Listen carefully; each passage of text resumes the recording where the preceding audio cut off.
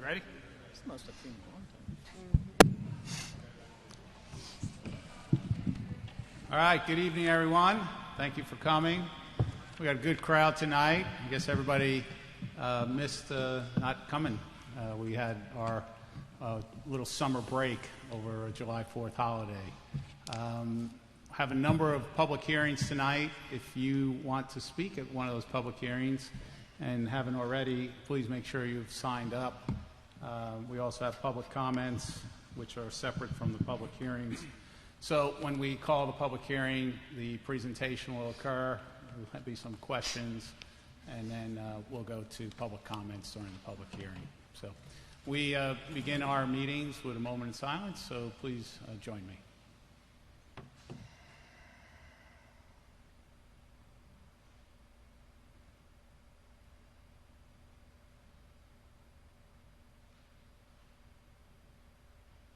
Thank you. Please stand for the pledge. I pledge allegiance to the flag of the United States of America and to the republic for which it stands, one nation under God, indivisible, with liberty and justice for all. All right, once again, I want to thank everybody for coming. We have a lot on our agenda. I did want to mention, for those that haven't been here before and have listened to me, I'm on the Metropolitan Transit Commission, and it's been a frustrating experience over the last 5 or 6 years. And Bobby, can you pull this up? So one of the things that you all do is you pay a half-cent sales tax on various things in our community for mass transit. And Union County, Gaston County, and Rock Hill also participate in our bus service offered by CATS. And for about several years, I've been asking what's really the cost of this service to the MTC or to the county. So we're offering this service to these outside counties. Well, finally, after several years, they gave me a breakdown of the cost. So the way this arrangement is, Mecklenburg County or MTC pays half the cost. The Union County or Rock Hill or Gaston pay half the cost after the fares. Okay, so the top number there is the $86.44 per hour they charge, but the real cost is $169.52. And that cost does not include purchasing the bus and doesn't include the interest that is paid on all the debt for, say, the Blue Line. So what you all have been doing for 20-something years now has been subsidizing our neighbors around the county. I've asked for this for several years. Finally have enough of the mayors on board to at least charge them something a little bit more. And I say this because, a lot of the half-cent sales tax was supposed to go towards a red line, which doesn't seem to be coming in anybody's lifetime. And in the meantime, we've been supplementing our neighbors all around our community. So I would suspect that sometime in the next couple months, we will renegotiate our contracts with these other communities and hopefully have a little bit better deal for our taxpayers here. Fortunately, we don't have another meeting this month, so they don't have to hear from me for at least another month. Filing period ended yesterday, so good luck to everybody who's filed. So you're retiring, Commissioner Hines? That would be along correct. with me. We'll be on the beach someplace. That's it. But good luck to everybody with that, and we'll look forward to doing the town's business for the next 5 months. So, Commissioner Walsh. Thank you, Mr. Mayor. The Greenway Trail and Bikeway Commission will hold their monthly meeting in person tomorrow night at the Town Center building. That meeting will start at 6 p.m. On Wednesday, the Park and Recreation Committee will hold their monthly meeting in person at the Town Center building, and that meeting starts at 6:30. From Visit Lake Norman, the Top Guns Softball Summer World Series returns this Friday through Sunday. This is one of the largest youth softball tournaments in the Southeast. Play will be held at Bradford Park and Westmoreland Athletic Complex. Visit Lake Norman annually bids on this event in partnership with Huntersville Park and Rec, Visit Charlotte, and Visit Mooresville. That's it. All right, thank you. Commissioner Phillips? All right. On August 19th, Rural Hill will be hosting a night of history and whiskey from Great Wagon Road Distilling and local historian Chris Manley. Historic Rural Hill was founded by Major John Davidson. You can find out more about the Great Wagon Road. I'm going to pay somebody to get that down to say. That brought him and other founding families down from Pennsylvania.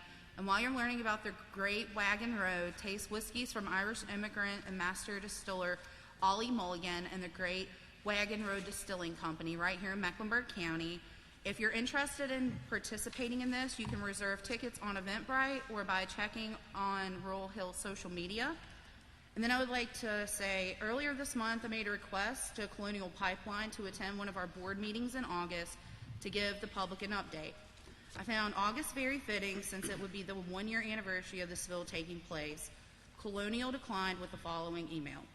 Commissioner Phillips, thank you for the invitation, but at this time, we don't have any new information to share other than what's been posted on our website.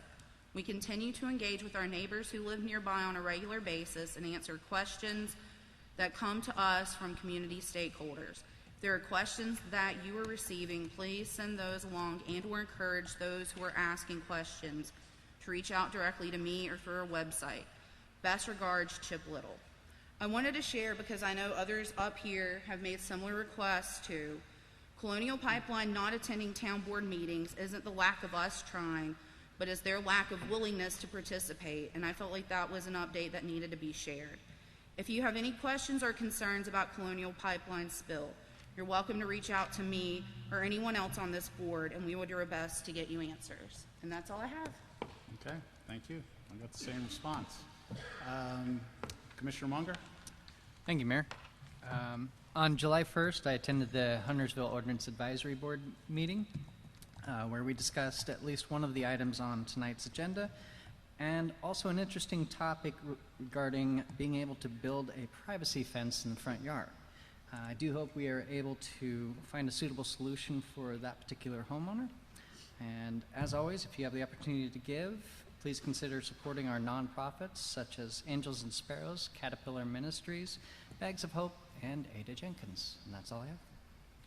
Commissioner Hines? Good evening. It's great to see so many of you here tonight in this public process. And one of the things we've been working on, the CRTPO, which is Charlotte Regional Transportation Planning Organization, which is a handful in itself, but it's an acronym. CARTPO is an acronym for that. So we've been working on the 2050 Transportation Plan. That public comment period was closed July 14th. We're going to be going over that this Wednesday night. We have one meeting a month. So that is 2050 Transportation Plan is one of the guiding documents that the MPO looks at and we'll be looking at over the next 10, 20 years until we update that periodically. Some good news, you have seen that dirt is finally moving on our Main Street project. On the south roundabout, you see them kind of cutting in the roads, and it's kind of good to see progress, but that project started about 20 years ago. The town's been working on that for a long time, and these road projects take a long time. There's a lot of money attached to it, and there's just so many different steps in the process. The town doesn't want to go build a $20 million project with all of just our own money. With it being state roads, we get money from the state and federal government as well, so that sometimes slows projects down a little bit. One final update is Gilead and Statesville Road. The interchange was supposed to get started. We've talked about that for some time now. We met with NCDOT not long ago, and they had agreed to a contract in May of last year or earlier last year before COVID, and everything was kind of put on hold, and now they're renegotiating that contract with that vendor, and hopefully they'll get started sometime this fall on that project. So that'll bring great relief to that intersection. So, Mr. Mayor, this time that's all I have. All right, thank you. Commissioner Bowe? Thank you, Mr. Mayor. I'd like to welcome everyone to tonight's meeting. The Lake Norman Chamber of Commerce. The Lake Norman Chamber held their annual awards banquet last week at the North Stone Country Club, And Charles Knox Jr., the CEO of the Knox Group, was selected as the Business Person of the Year. John Bradford, the CEO of both Park Avenue Properties and Pet Screening, won the McIntosh Law Firm's Entrepreneur of the Year. Tanya Reeves and Aussie Reeves received the John Cherry Community Service Award, and Wes Choplins received the Duke Energy Citizenship Award. For more information about the Chamber, please visit the lakenormanchamber.org website. From Public Safety, I would personally like to say thank you to all the first responders. Thank you for all you do. Bobby? From the Huntersville Fire Department, I'd like to say thank you to the Huntersville Fire Department for participating in the Burkdale Village 4th of July celebration. All those that were there, I had an outstanding time. From the Huntersville Police Department, August 3rd, National Night Out. Is this a new location this year? It's North Mecklenburg Park off of Highway 115. The National Night Out will start from 6 to 8 p.m. Please come out and enjoy the good time. Now, in closing out my report, I'd like to invite the chief to come up and give us an update on the CLEO process that the town has been going through. Chief, thanks for coming tonight. Thank you. So most of you know we just went through our CLEA accreditation assessment, and Mr. Boone asked me to come and explain a little bit of what that is. So CLEA is an organization made up of 4 entities: the International Association of Chiefs of Police, the National Organization of Black Law Enforcement Executives, National Sheriff's Association, and PERF, the Police Executive Research Forum. And they put together a group with its own directors and assessors that they basically go around and make sure that you're in compliance with all the best industry best practices. Specifically, what they look for is that you have a written directive system that gives you a clear definition of authorities, performance, and responsibilities.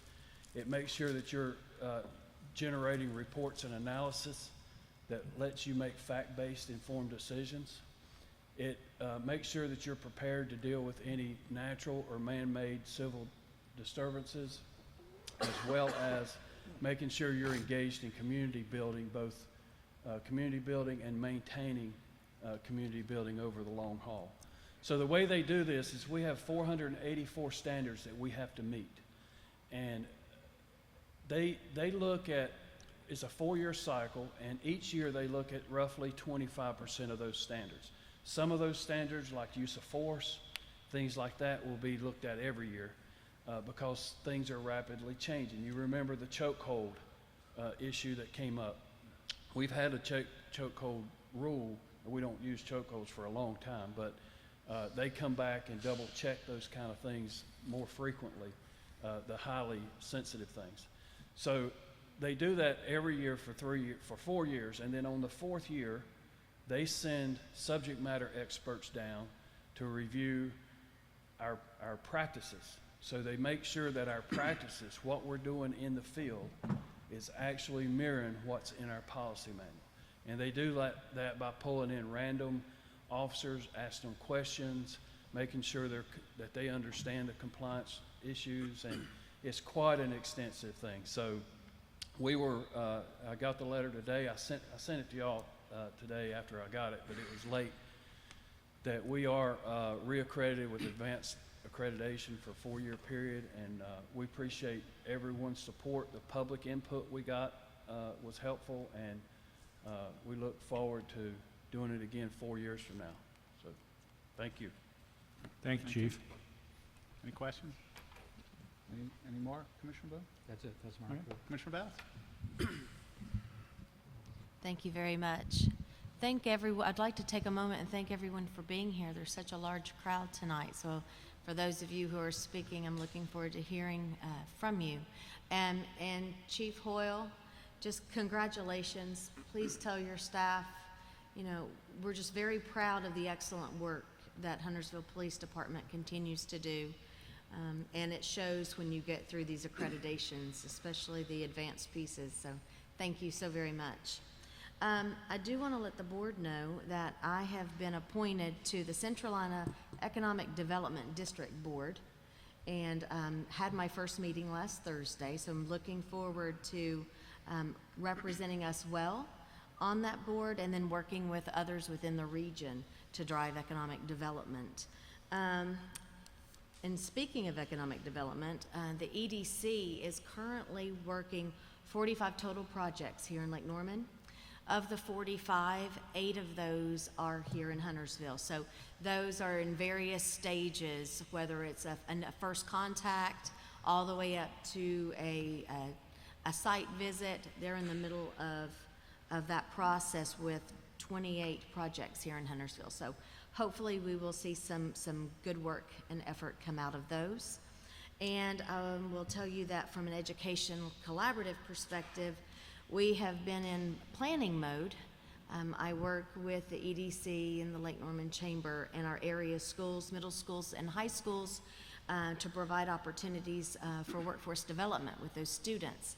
And throughout the summer, every summer for the last 8 years, we've been planning with those schools on what their initiatives will be in the upcoming school year and how we can make a difference in the lives of those kids. So that's happening as well. And with that, Mr. Mayor, that's all I've got. Okay, all right, well, thank you. Any questions of staff at this time?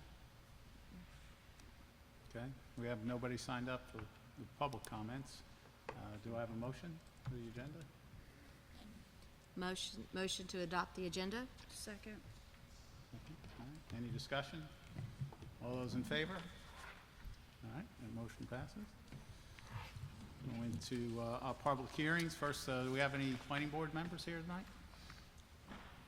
Please stand and introduce yourselves.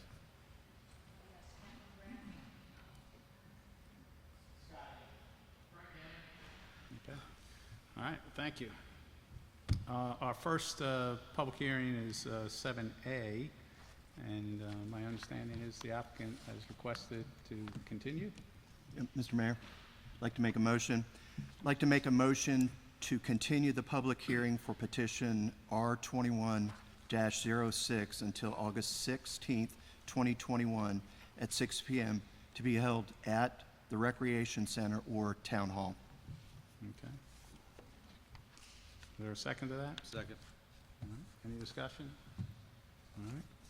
All those in favor of continuing the public hearing to August 16th? Motion passes. All right. All right. Our next item is open up the public hearing for 7B. Conduct a public hearing on petition R21-04, Spring Grove, a request by MI Homes of Charlotte to rezone approximately 62.82 acres south of McCord Road and Hagers Road intersection to from general residential and neighborhood residential conditional district to neighborhood residential conditional district for 130 lot subdivision. Mr. Peak, good evening.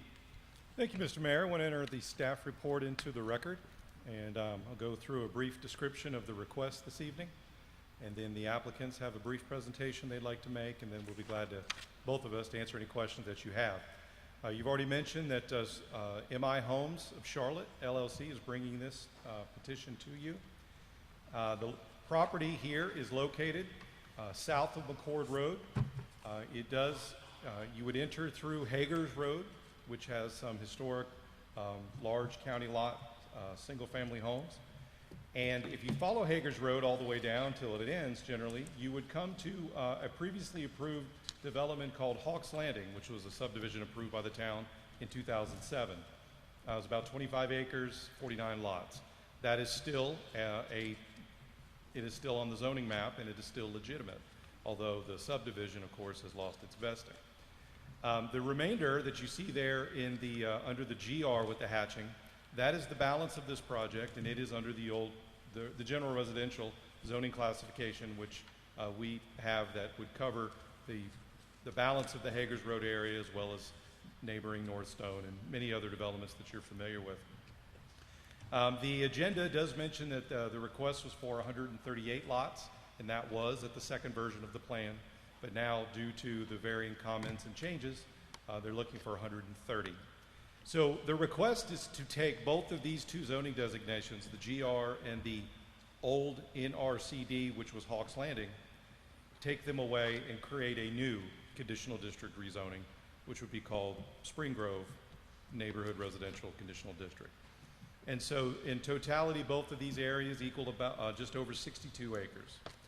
And all of the proposed lots would have single-family homes on them, and the proposed density is about 2.17 units per acre. Just a little bit of context here. You can see McCord Road. There is a large industrial flex space that is under review right now, not approved yet. The Northbrook development is also north of McCord, close to the Hagers intersection. And then as you move to the west side of the proposed project, there is a future thoroughfare that is proposed that will run from McCord down to an extension of Stumptown, which you can see labeled there as well. So that's kind of a context of where things are at the moment. And we can certainly come back to anything that you'd like to see on that. So this is just a quick shot of the Hawks Landing subdivision. Don't necessarily need to belabor that, but just keep in mind that with the rezoning for the Hawks Landing presentation, 49 lots are vested, and then the GR would be able to develop per the GR regulations, which would be about a 20,000 square foot lot. Of course, you'd have to subtract for roads and BMPs and all of that. So you certainly wouldn't get quite the yield that they're asking for, but not too far off. And, you know, just sort of using that as a beginning point of the discussion. So I think I've gone over this summary slide already. So to show you just a little bit more of a blow up, you can see that the primary entrance will be off of McCord. Hagers Road will have a new tie-in or a T intersection. And then the applicants propose to actually dedicate and build a portion of that future thoroughfare that I referenced that will run between McCord and Stumptown. They will, as proposed, they will only build the portion that will get to their entrance, and then they will dedicate the rest of the right-of-way. And then after you come in very quickly, you will turn right and go into another new road, new street, and then Hagers Road will move forward unchanged. All of the homes are double loaded. There are 3 urban open spaces that are proposed, a variety of different uses, dog park, etc. The creek there in the middle is buffered and protected. There are the minimum buffers around the perimeter as a minimum, and then they have added to the exterior an additional 20 feet. And even beyond that, there's additional common open space before you actually get to the rear lot lines. So I believe the applicants calculate that there's approximately 60 feet in total all the way around. Now, that may not be 100%, and I'll let them expand on that. But I will point out as well that there are several connections. I referenced that Hagers Road runs through the northern part and dead ends. Well, this would receive Hagers Road, bring it in to the rest of the development up on the north area. You have one connection to Olston, which goes into Northstone. That's an existing stub that has been in Northstone since it was created, so that would be tied into. And then there is a connection that does not go into Northstone that runs off-site to the south. And then, of course, as I alluded to earlier, the future thoroughfare on the west side, the right-of-way would be dedicated, and there would be a stub for that future connection as well. The 2040 Community Plan has identified this property as town core. That is where we would support the most density of a development, but density that is appropriate to the context and is further supported by the other elements of the community plan. The town core, as you can see here, looks to make sure that if there are any applicable small area plans or any other context that needs to be respected, that your connectivity is good, your streets are multimodal, and again, it's not higher density for higher density's sake. It is making sure that everything is integrated and works well. So that is the call out from the 2040 plan. This is a report from CMS that you're familiar with, and based upon the number of lots that are proposed. You can see in the far right gray boxes the impact that that would have on the districts that would apply for this particular property. And so obviously, as the development would propose, it would increase somewhat of the burden on the local schools that we have. Here is just a snapshot of our density map for some of the developments in the area. The proposal for Spring Grove is 2.11 units per acre. You can see that the Northbrook development I mentioned north of McCord is at 1.49. Northstone is at 1.65, but it's important to recognize there's a golf course in there. They have a high percentage of open space. And then the Hawks Landing, that is currently on the books there in the red, is at 1.95. So the 2.11 is very much in keeping with that density level that is in this town core area.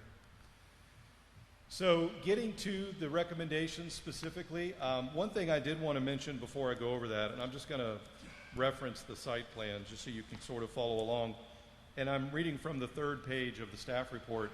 There are a number of policies from the community plan that are referenced, and I'm not going to read them specifically unless you'd like to go over them, but talking about encouraging residential development where the pattern and the designation is supported, focusing the more intense developments where there is the infrastructure to support such, making sure that the design principles in the 2040 plan are adhered to and reinforced through the developments, that appropriate housing design principles are utilized, and this is all throughout our ordinance, protecting the existing housing stock, and that's done generally by the lot orientations as well as transitions and buffers, making sure that our streets are multimodal, pedestrians and greenways and sidewalks and all of that are as important as the vehicle, and then making sure connectivity is available throughout.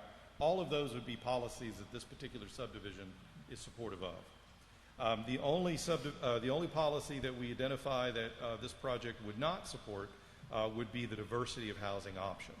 Now, they do have three housing lot types, but they are all just a few feet of each other, and so you're not having a mix or a great latitude of the lot types that the 2040 plan would certainly support.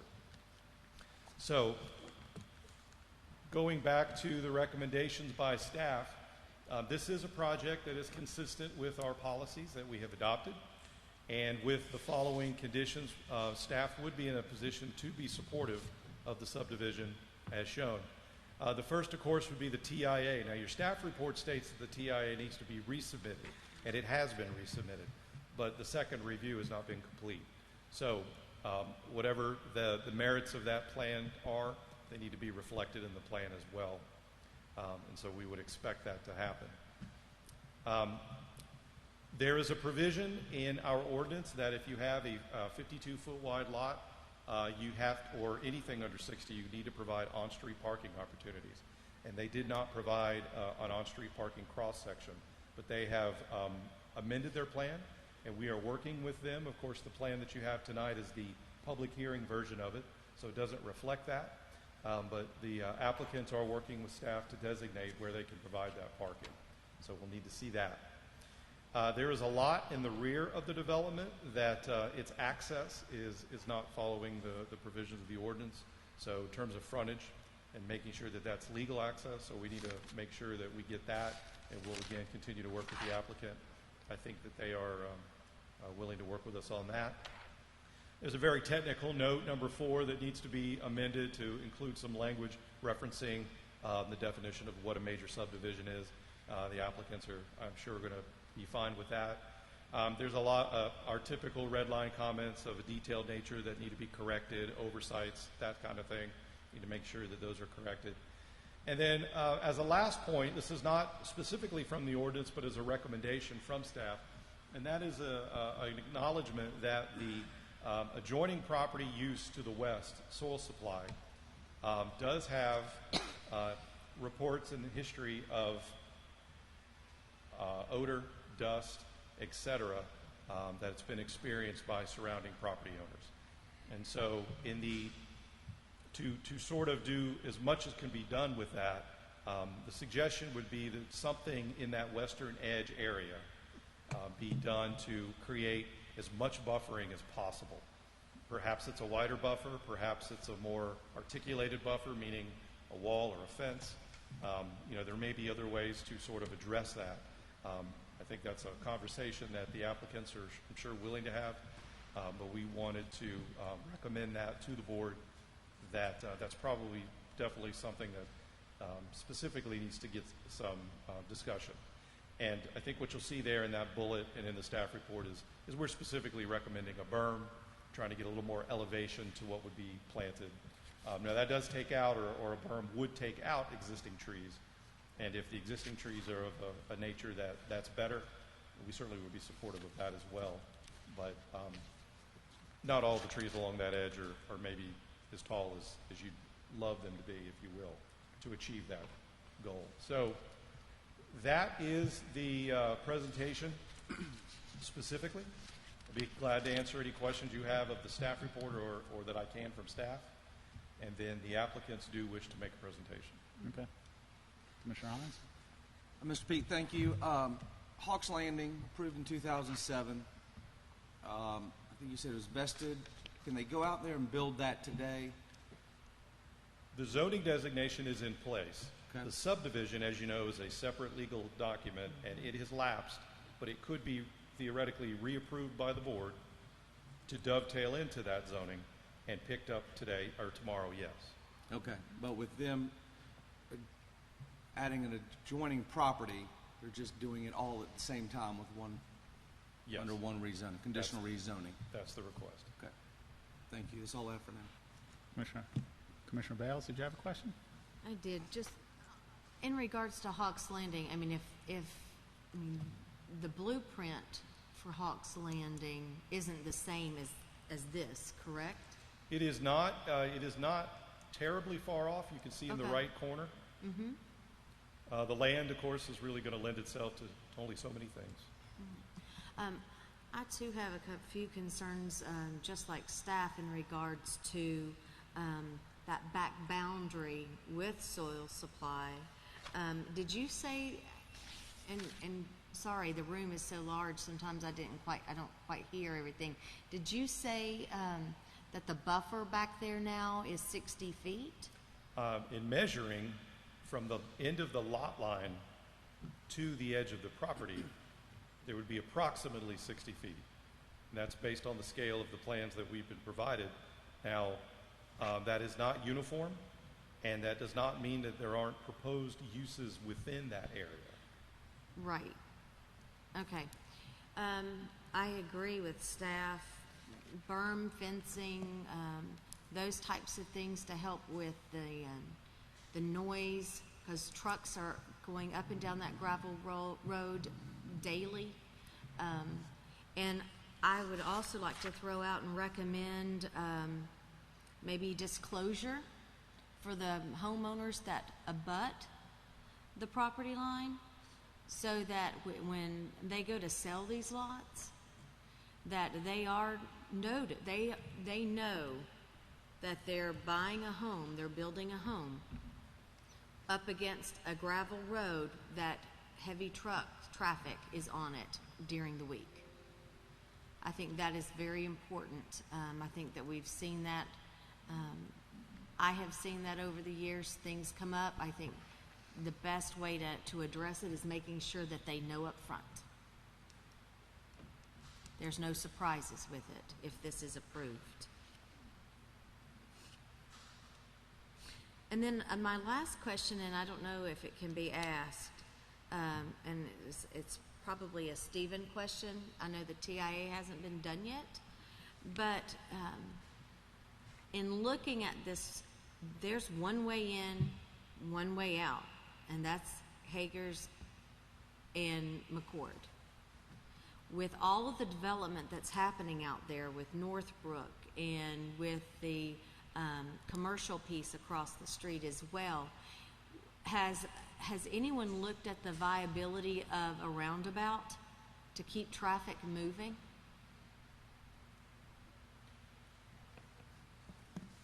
Because I don't care if you live in Northstone on down McCord or you're purchasing in here or Northbrook. Traffic needs to keep moving through there. Good evening. Good evening. Sounded like there were maybe two different questions. One was a roundabout evaluated at the intersection of Hagers and McCord Road. So far, a roundabout has not been evaluated, or I'd say even suggested to this point. Okay. What was scoped as part of the traffic impact study was a traditional stop-controlled intersection. So that's what's been evaluated so far. And maybe the other question or comment was there's only one way in and out. I believe there's two ways in and out. One is Hagers at McCord, and the other is to, I may mispronounce the name, Olstein or what. And I understand that, but you realize that people aren't going to go out and all the way weave through Northstone to loop back to go back right to the west. That's Most people not are probably going to logical. take the shortest path. I mean, to it's get great where that they're we going. have the connections, and I support the connections. But at the end of the day, the main entrance will be here, and knowing that, you know, couldn't be up to 200 trucks in a day coming up and down that gravel road. So the people who live here are going to have to deal with the truck traffic in and out, plus the traffic coming at them as they're trying to turn left on McCord. And I just want to be eyes open to solutions in order to make this work and work for everyone in the area. Sure. As part of the traffic impact analysis, the morning and afternoon peak hours are evaluated. And so once you get a chance to review that updated TIA, we can come back with that information. Thank you. You're welcome. Commissioner Walsh? Yeah, I want to go back to this traffic thing because people coming out of that development taking a left. I mean, the Lennar community that was approved up there. There's no houses built there right now. I mean, they're working on them, but it is going to be nearly impossible to take a left out of there with the traffic coming down that road. So I think, you know, we need to take a very close look at that. And then to follow up one of Commissioner Bale's comments, you know, soil supply is there. I don't know what the notification process is. We all know about the challenges we had to a community of the West with the gun range, and people buying those houses that abut it, and you're saying there's a 60-foot buffer, that whatever that notification process from the builder be very clear and a part of this. And then finally, in terms of a berm, you know, maybe a fence could be put up, maybe a solid 8-foot fence or something along there, at least to reduce, I mean, some of the dust is going to get over, but maybe to at least alleviate some of the noise traffic. Just some information on the TIA. The TIA would have incorporated the Northbrook traffic into it for that future condition, so that'll be part of the analysis results. Okay. And all I would do, Mr. Walsh, is just make sure that we're clear. The 60-foot that was measured along that western edge is the distance from the rear lot line to the right-of-way, to the edge of the property. It is not a landscaped or a tree save necessarily. So I just want to make sure that it is distance. It is not necessarily proposed to have something in it. Okay. But we need to find a way to ensure that, okay. Anything else? Commissioner Munger? Yeah. Has Northstone HOA made any official comments on this proposed development? I have not heard anything from them. Okay. In our packets, it said there's two lot sizes, 52 feet and 75 feet. My understanding is that all the 75 feet homes are along the back of Northstone, so that means everything else is 52 feet-ish.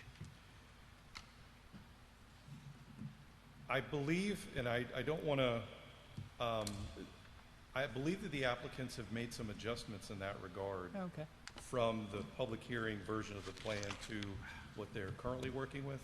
So that may be a good question that we'll need to ask them when they come up. Okay. But And they certainly would have to answer the question about why they chose to place the lots where they did. We did not have any rationale for that. Okay. I'll defer the rest to the applicant. Okay. Commissioner Boone? I have one question for the applicant. Oh, the applicant's coming up. Yeah, I have some questions for them, but the term 200 trucks a day, where did that figure come from? How do we know it's not 300 or 400? I'm sorry, who was it? The trucks that are coming in and out of soil supply there, is it, I've heard the term 200 trucks a day. How do we know it's not 300 or 400? So we don't know how many. I think that may have been a board member who indicated No, that. that was me. Right, but can I ask where you got that figure? Or? I called soil supply and asked. Okay, thank you. All right. Any other questions of staff before we hear from the applicant? Okay. Who's here?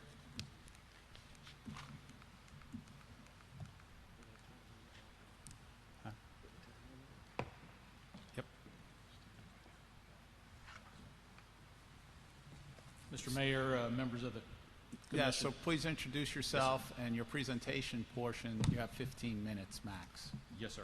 Thank you very much, Mr. Mayor and members of the commission, planning board, staff, and members of the public. My name is Chad Lloyd, L-L-O-Y-D, with MI Homes, and pleased to be with you tonight to give more information about the project as well as to listen to your concerns. I wanted to quickly introduce our team. With MI Homes, I have Cody Semino, Morgan Rushnell, and Jeremy Horton. With Timmons Group, Katie Bradley. Katie is going to speak to some of the changes that we've made in consultation with some of the neighboring property owners since the submittal. We also have Nick Burns that can speak to some of the traffic impact analysis with Impact Engineering.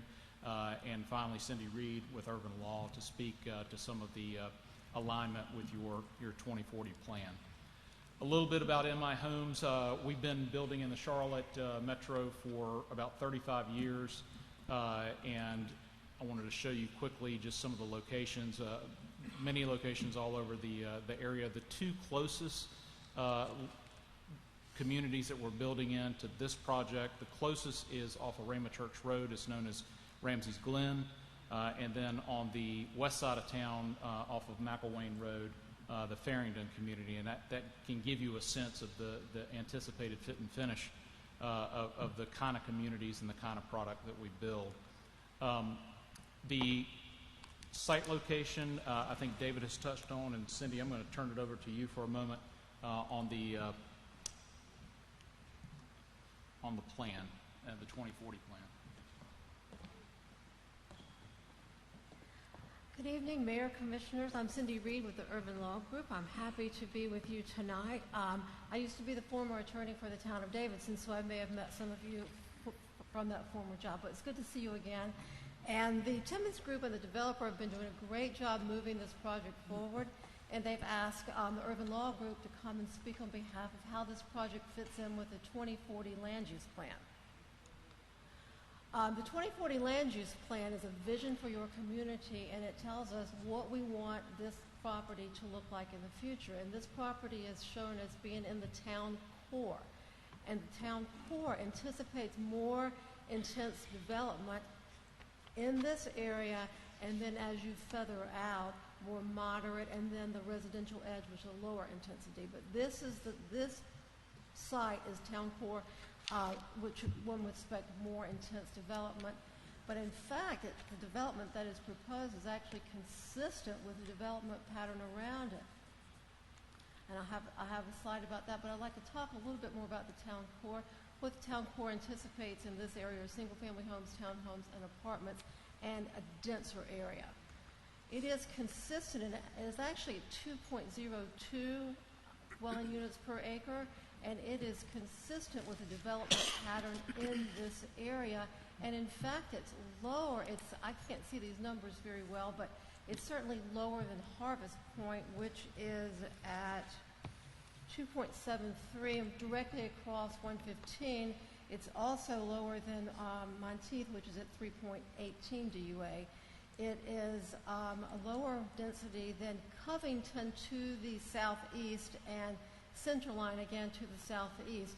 Northstone is a lower density, but as David Pete pointed out, that's because it has so much open space because of the golf course. So the point I'm trying to make is that the density proposed for this area is consistent with everything else that's around it, and it also fits in with your 2040 land use plan as the town core area. And I would now like to turn this over to Katie Bradley from the Timmons Group to go over the site plan with you, and thank you very much for putting up with me. I repeated a lot of what David Pete said, but I appreciate your listening to me again. Thank you.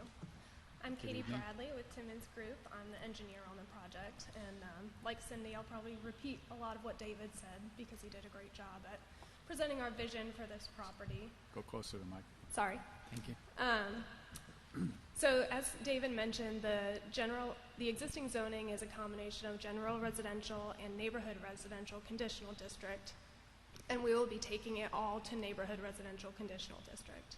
We have a total site acreage of 62.82, and we have actually reduced the number of lots compared to what was in the packet that David had presented.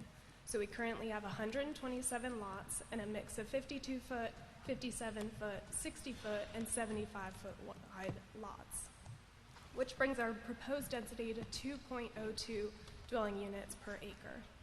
We're currently showing 3 open spaces, and we have proposed buffers around the site. The first 20 feet adjacent to the existing property line will be 20-foot undisturbed buffer as required by the town ordinance. And then we are also proposing a 40-foot overall buffer around the majority of the property boundary, which in essence provides separation, a required separation between the proposed lot lines and the existing lot lines. If you'll move to the next slide. Oh, do I have that? Sorry. So these are our typical lot diagrams for the 52-foot lot width and the 75-foot lot width. You'll see we have a 25-foot rear setback, which means the building cannot encroach into that setback. We have between a 15-foot and a 30-foot build-to depth for the house, and the driveway will be a minimum of 20 feet setback from the right-of-way. We'll have 5-foot side setbacks between lots, and a typical lot area between 6,760 square feet and 9,750 square feet. So this is our current plan showing 127 lots. You'll see we've taken out a few lots in order to make one of the stormwater control measures larger near the community garden and that Northstone entrance. What we've also done is we've widened the lots backing up to the Hagers Road residence, and this has come from a lot of discussions with those neighbors. We've met with them a few different times in addition to the neighborhood meeting, and those lots are now either 60 feet wide or 57 feet wide. And we have 3 urban open spaces, a park, a community garden, and a dog park. So this is the plan that we presented at the neighborhood meeting that the neighbors got to see and comment on. You can see we had narrower lots up against the Hagers Road residence, which we have since widened out. We had a 4th urban open space adjacent to one of the neighboring property owners, and she actually asked us that we remove that, and so we did that at her wish. We also, instead of having a T turnaround at a road stub to the east, we changed that to a cul-de-sac at the request of that property owner as well. And this was one of our early renditions of the plan. We had 138 lots here. You can see on that main road coming into the site, we had lots on both sides of that street, and at the request of a property owner, we removed those in order to provide a larger buffer between those lots.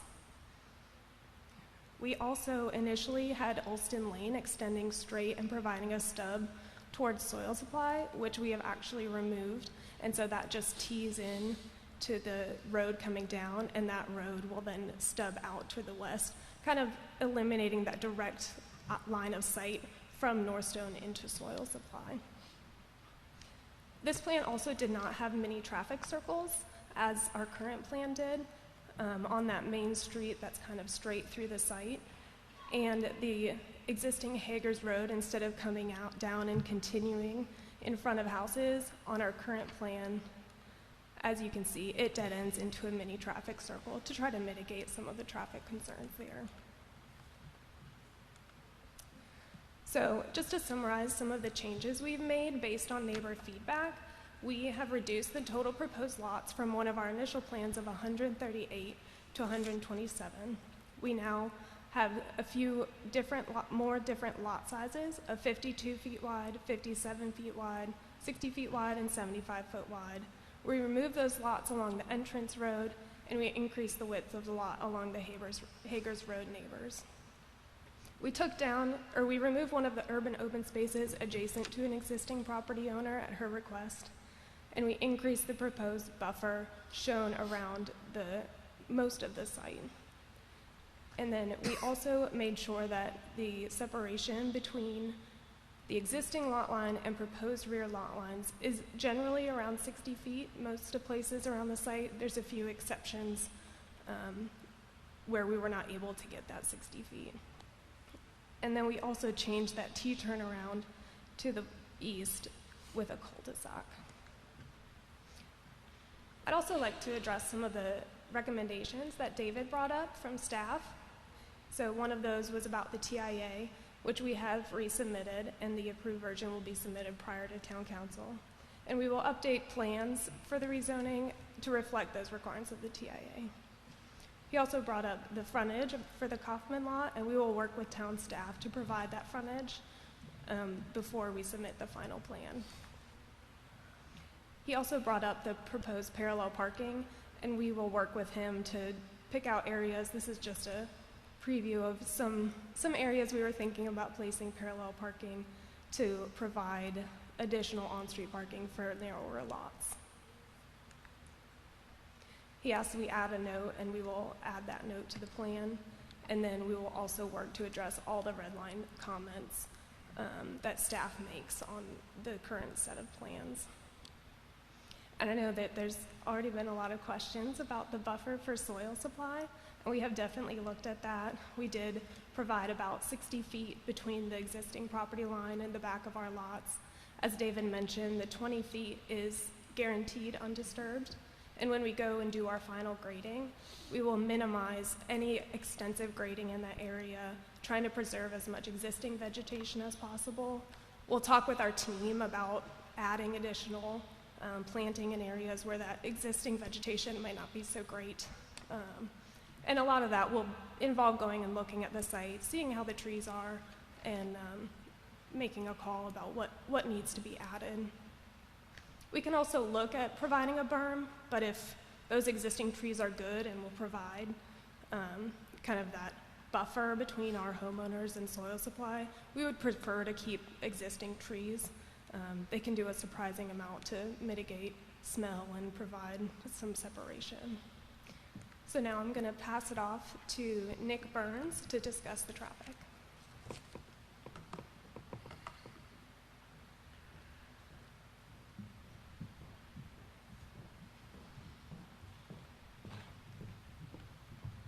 Good evening. I'm Nick Burns with Impact Designs. We're doing the traffic impact analysis, and like Stephen has said, it's been resubmitted for a final review.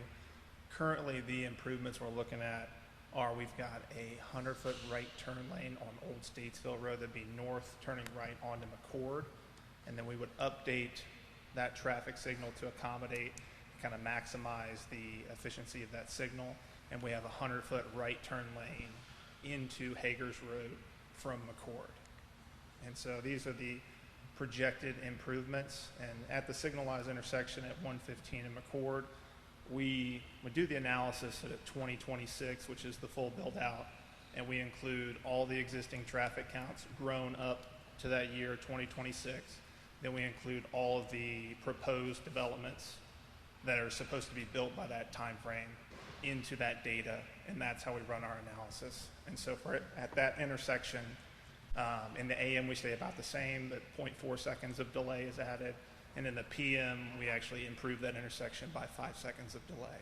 Now as far as the Hager's Road and the McCord Road, That intersection right now, or in the build-out, operates at LOS A and LOS B on the side street. So a roundabout was not analyzed because of how well it operates under stop controlled conditions. I don't know if I can find a site plan, but so you've got McCord Road, then Hagers comes off, and now there's kind of an L bend, how you would turn back into the neighborhood, just to kind of give a picture of the delay. I'm not for sure, Katie could probably speak to it as far as how big that stem is from McCord to what will be that new Hagers Road alignment. There's not a period in which that delay backs up past that, just to give you kind of a perspective of what we're looking at. So from a traffic perspective, that's what we're currently looking at. Obviously, we're working with Stephen to get everything finalized. Okay. All right. Any questions of the applicant before we hear from the public? Commissioner Hines? A couple questions. Can you point out the Kaufman property? Heard that a couple times. Just kind of curious. There in that bend?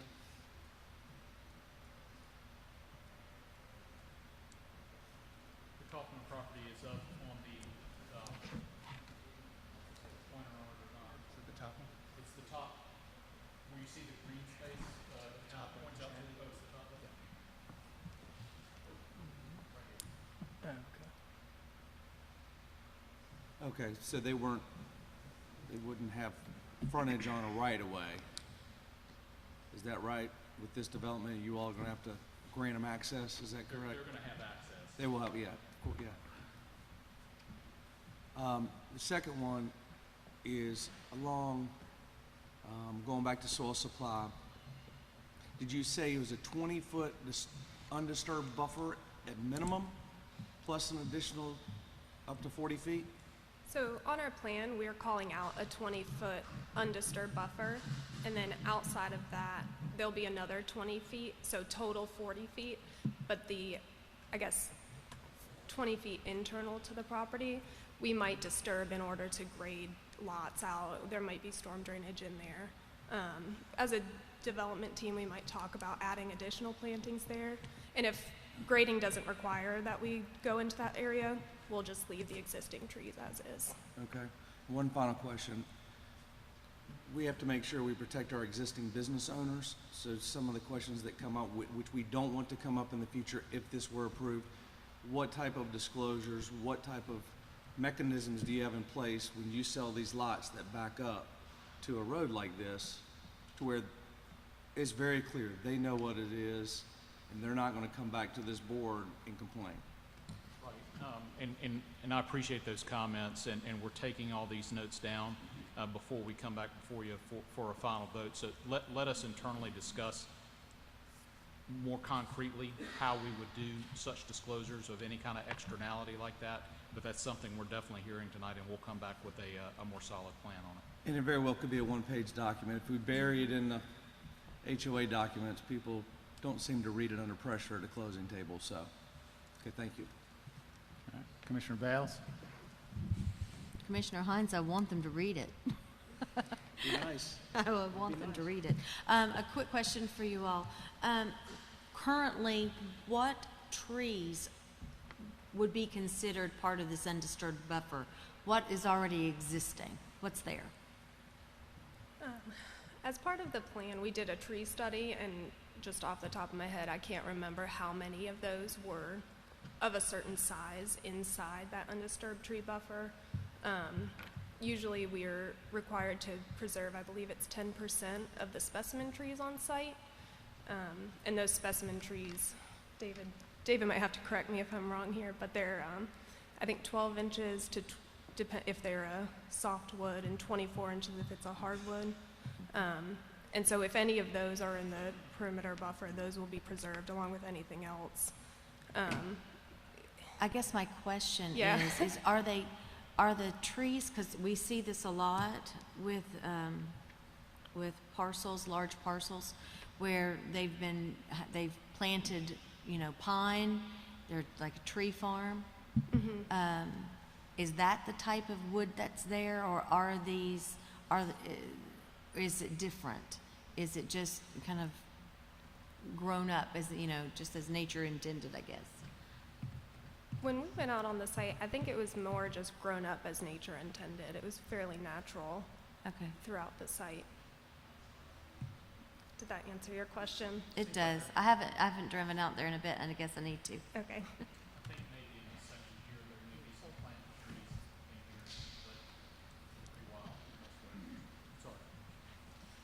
All right.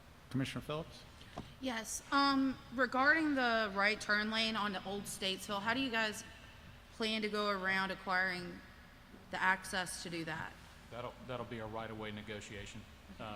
As we get more information in the engineering process where it gets designed, that's when we would lock that in as part of the permitting process. I have some slides on the product if you're interested in a quick walkthrough on that as well. Did anybody have any other questions? Commissioner Walsh? Just a quick one for clarification. The properties that are going to be near soil supply or bordering that, is a 60-foot buffer or a 40-foot buffer?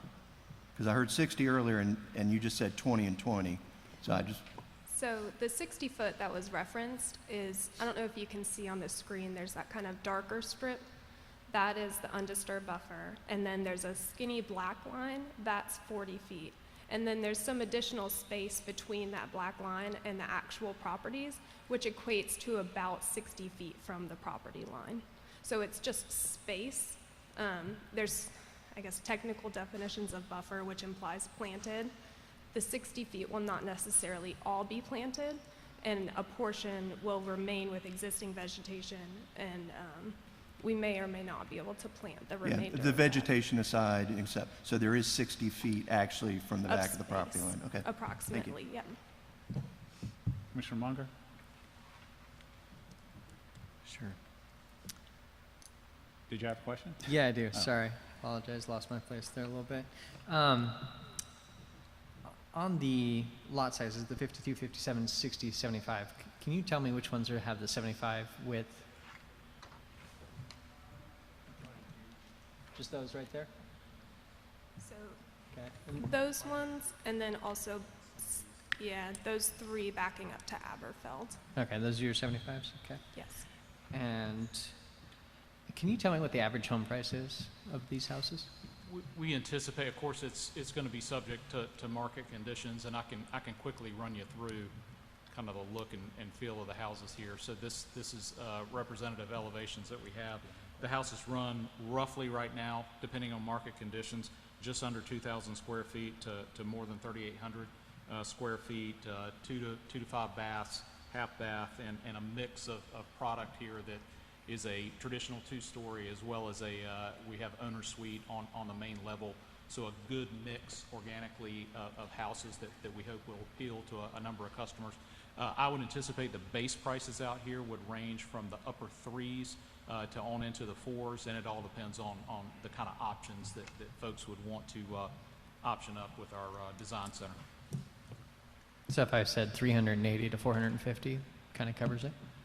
Roughly, but it depends on market conditions, and as you probably realize these days, with costs, they're in a great amount of flux. So, it'll be 2023 before, we're into, delivering those houses. So a lot of it depends on the context of the market at the time. Sure. One of the things staff pointed out in this development, and I realize this number will vary based on the subtraction of 11 houses, 69 students will be added to our already overcrowded schools, which would result in the need for $2.647 million in capital costs to accommodate these students. Have you had the opportunity to reach out to CMS to see if you could help address this issue at all? We got that information last week, and we have attempted to reach out to CMS. So far, have not been able to connect with them, trying to find the right person at CMS. If staff has anybody in particular, I'd be happy to help you find the person. We'd appreciate that, and I've reached out to a couple of different contacts. I think the person that we believe would be a good contact may no longer be with CMS, but we're checking on that. Yeah, I will. Please contact me after, and I will. We'd be grateful. Reach out to me, and I will find a person for you. We'd be grateful, Commissioner. Appreciate that. Commissioner Boone? Thank you, Mr. Mayor. I'd like to start with the TIA, if you could pull that slide up.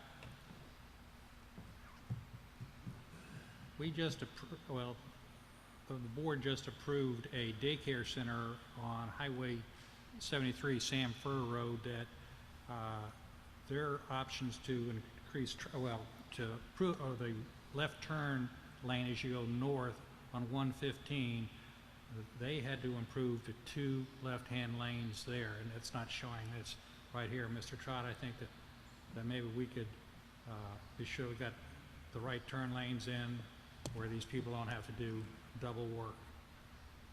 Commissioner, that's a good question. Steve and I actually had a conversation about this the other day. So what we do with the traffic studies is we take all the background from all the different developments, put them all into all the numbers, and we see how our numbers compare to that overall mass without any background improvements, and then we put our improvements on top of those from there. Just in case if that daycare did not get built, then we weren't accounting for that in our study, and it's still applicable with the traffic that's out there. Was that okay? I'm sure you're going to make this presentation again. When you use the term LOS, you can let the audience know that's level of service. Yes, sir. That's very important. Also, I like to recommend that before you take this to the planning board, that the number of the 52 and the 75 widths, if you have the exact number of lots on each one of those, I'm sure that would be helpful to the planning board. And the on-street parking, my question would be, how will that change the density from 2.02? I'm sure that'll increase the density if you increase the on-street parking. The density is just based on number of lots, and we don't think that we will change the number of lots to accommodate the on-street parking. Okay, thank you. Okay. All right. Any other questions before we hear from the public? Okay. All right. Thank you. Our first speaker tonight is Mr. Richard Sampson. And following Mr. Sampson will be Lori Cameron. Good evening, Mr. Sampson. Long time no see. Yes. Please state your name and address. You have 3 minutes. Okay. My name is Richard Sampson, 15513 Aberfeld Road. And thanks for leaving that slide up there.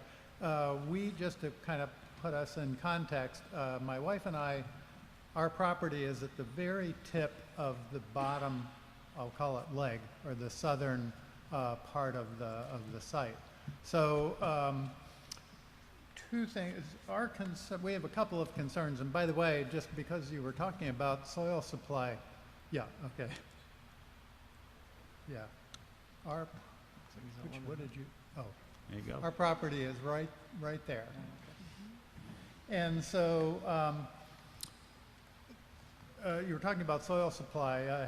We reconciled ourselves to the noise and really felt, okay, it was there. And because it was there, it kind of made it look, with the trees and everything, more natural. But I can tell you from as far away as we are, the noise is very noticeable inside with the windows and doors closed in the winter. There's a huge grinding machine that goes, and I just can't imagine a 20 or 60 foot berm is not going to, in my mind, reduce that noise at all. My concern is about the trees that are being taken down in there, and just at the northern end, I'm not sure, I can't really place it, but there's a very large stand of evergreen trees that I don't know. I would like to know if they're going to be taken down or quote unquote saved. I would say those trees don't really need to be saved. They're healthy right now, but I understand it means that they'll remain. My other question is, for that part of where we do live down in here, I looked at what was online, and it indicates where there are trees that are not being taken down. But this whole area right here, there's nothing, it just shows in green. Does that mean all of the trees that are there now will remain? I know what they all are. They're American white birch, they're American oak, and they are tulip poplar for the most part, the largest ones. So they're very large, mature trees. And that's typical of that whole area back in there. My greatest concern is water runoff. we have and have always had a runoff problem into our property.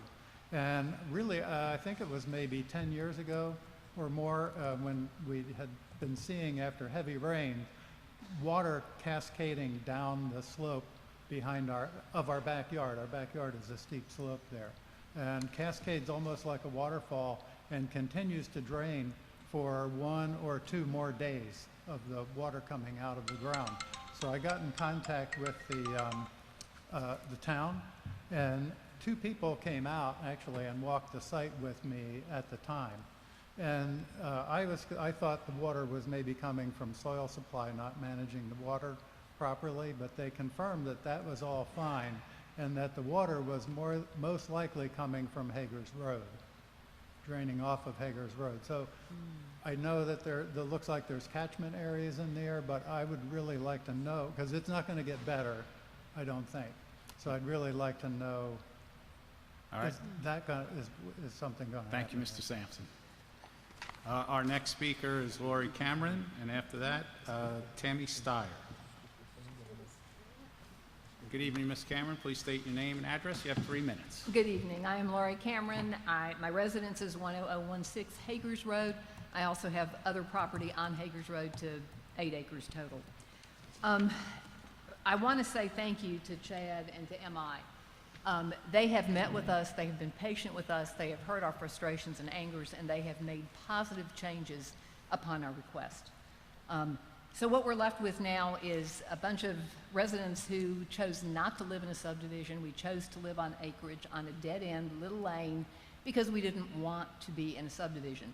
And we can see now that Hagers Road will become a loop in this subdivision. It isn't that the subdivision comes off of Hagers.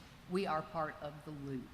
And maybe we'll meet some nice new neighbors, and maybe we'll have some sidewalks. And so we're trying to be positive.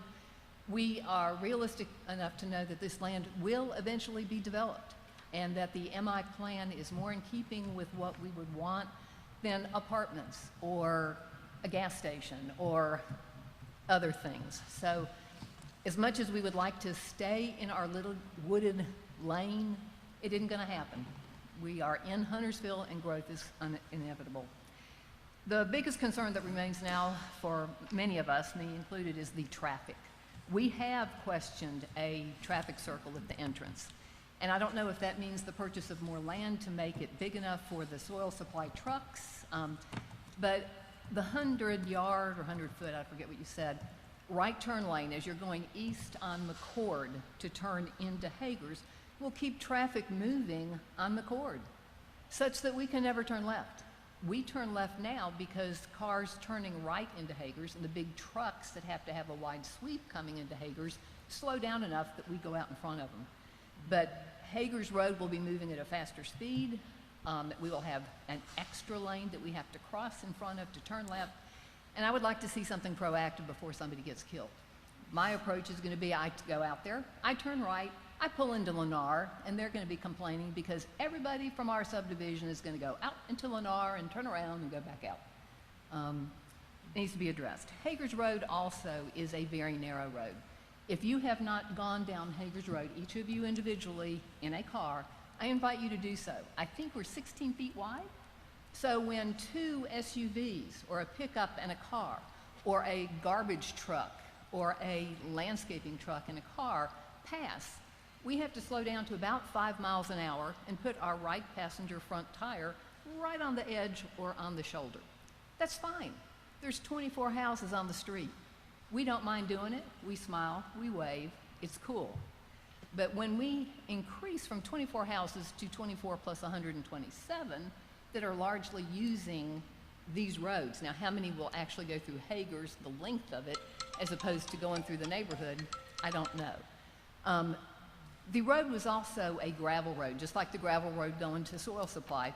It was a gravel road.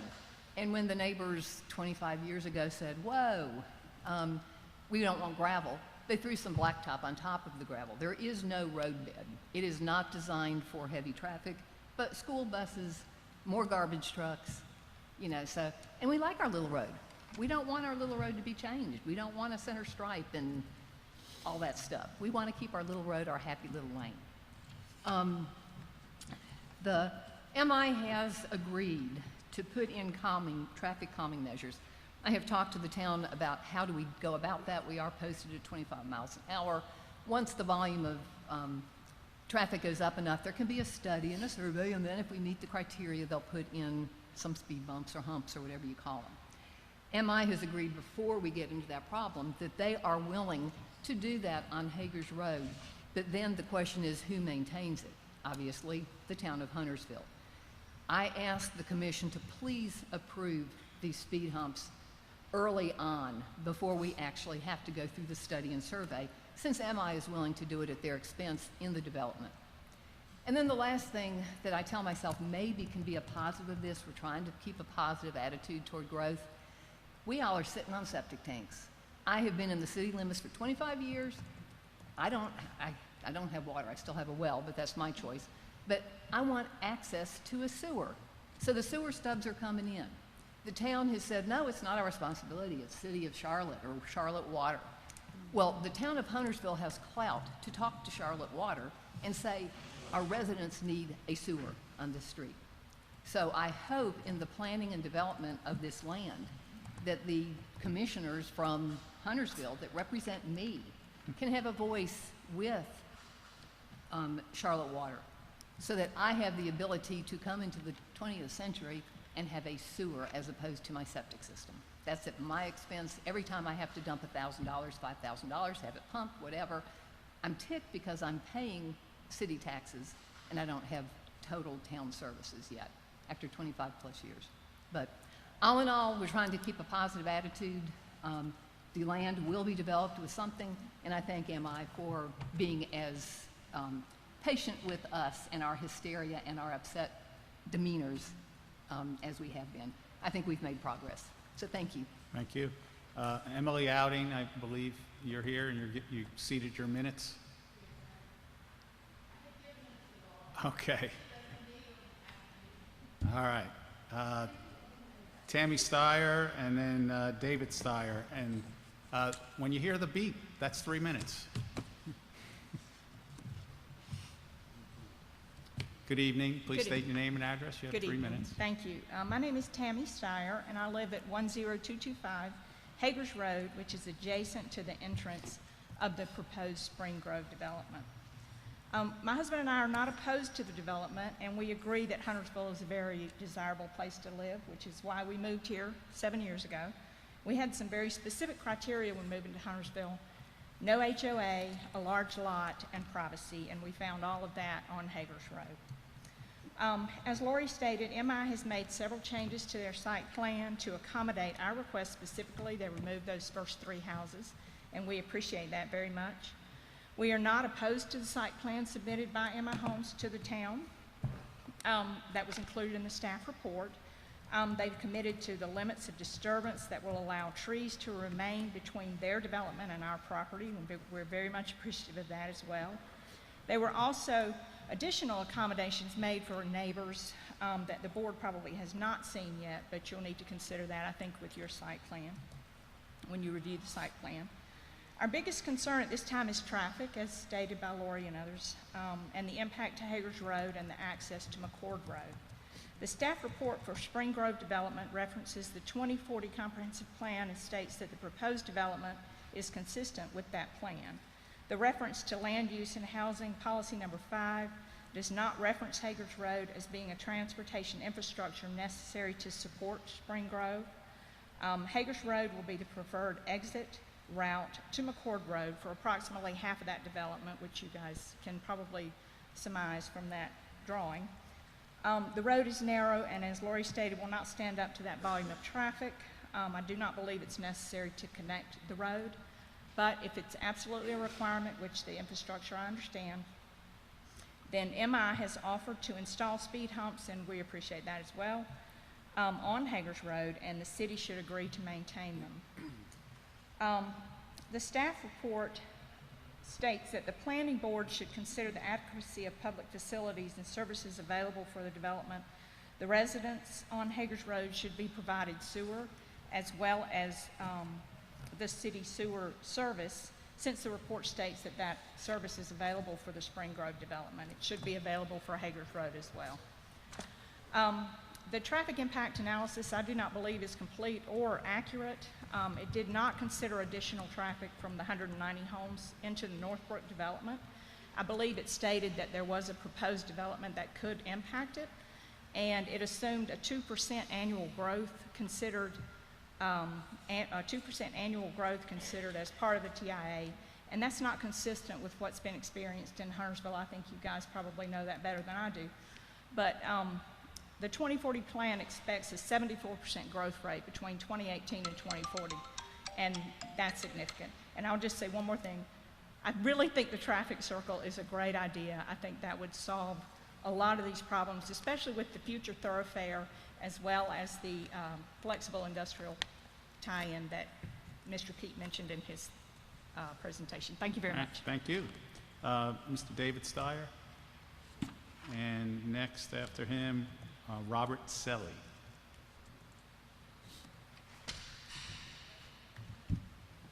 Good evening. Please state your name and address. Council members. My name's David Steyer. I'm Tammy's husband. I also live at 10225 Hagers Road. I also want to express our thanks. MI Homes has made themselves available to the residents of Hagers Road, both in individual settings and in group settings. They've made several accommodations as others have already mentioned. This is appreciated, and again, we're not opposed to this development.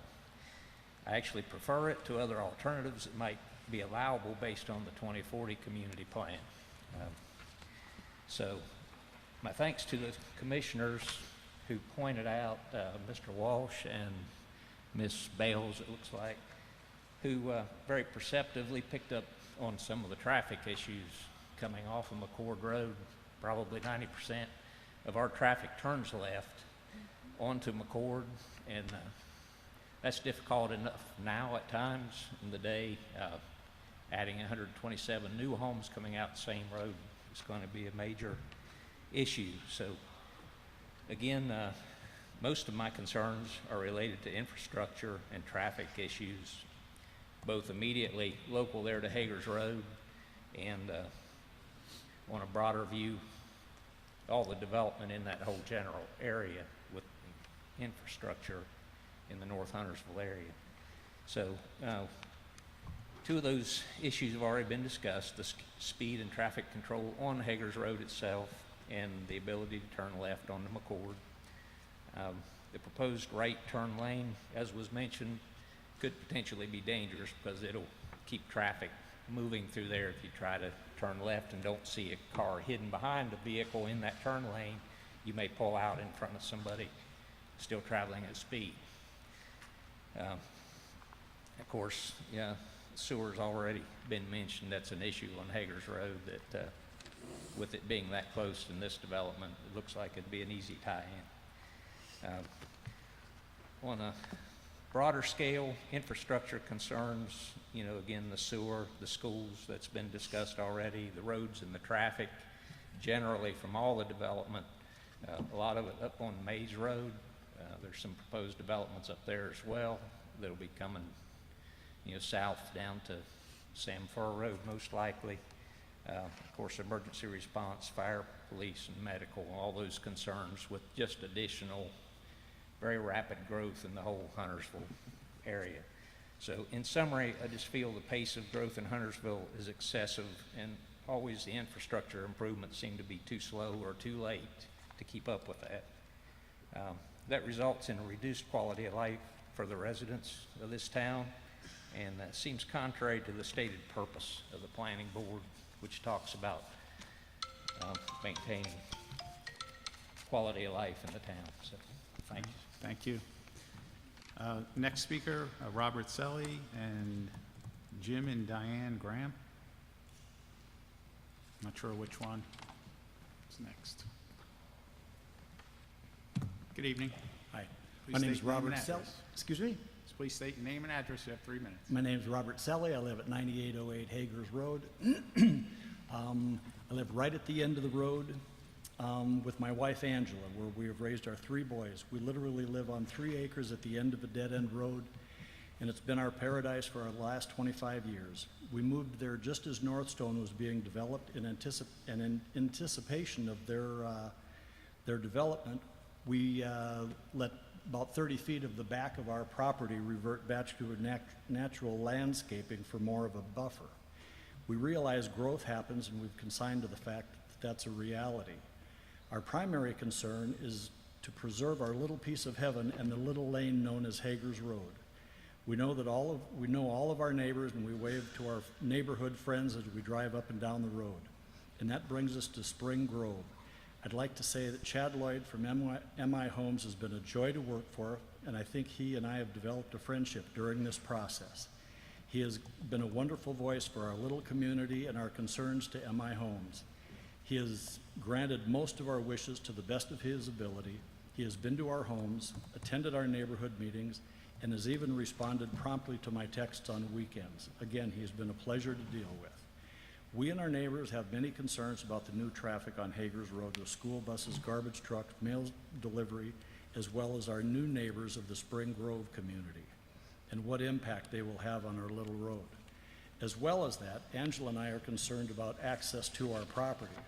One of the earlier proposed plans was to have our driveway cut right through, and if I may, that's our property right there, that 3 acres. They originally had that stub road, so our driveway would come right through the middle of our property to connect to that. It was my suggestion, and Chad followed up with it, to make that a cul-de-sac. Now our driveway will continue on our property and skirt along the edge of that northern edge along the easement. And I think, I guess that's about all I've got. I would just like to ask that that be concerned and move in that direction. Okay, well, thank you. Sure. So Jimmy and Diane Graham?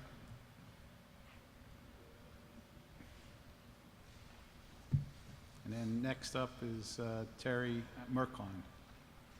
So do you all want 6 minutes, 3 minutes? We'll do 3. We can do 3. I think we'll do 3.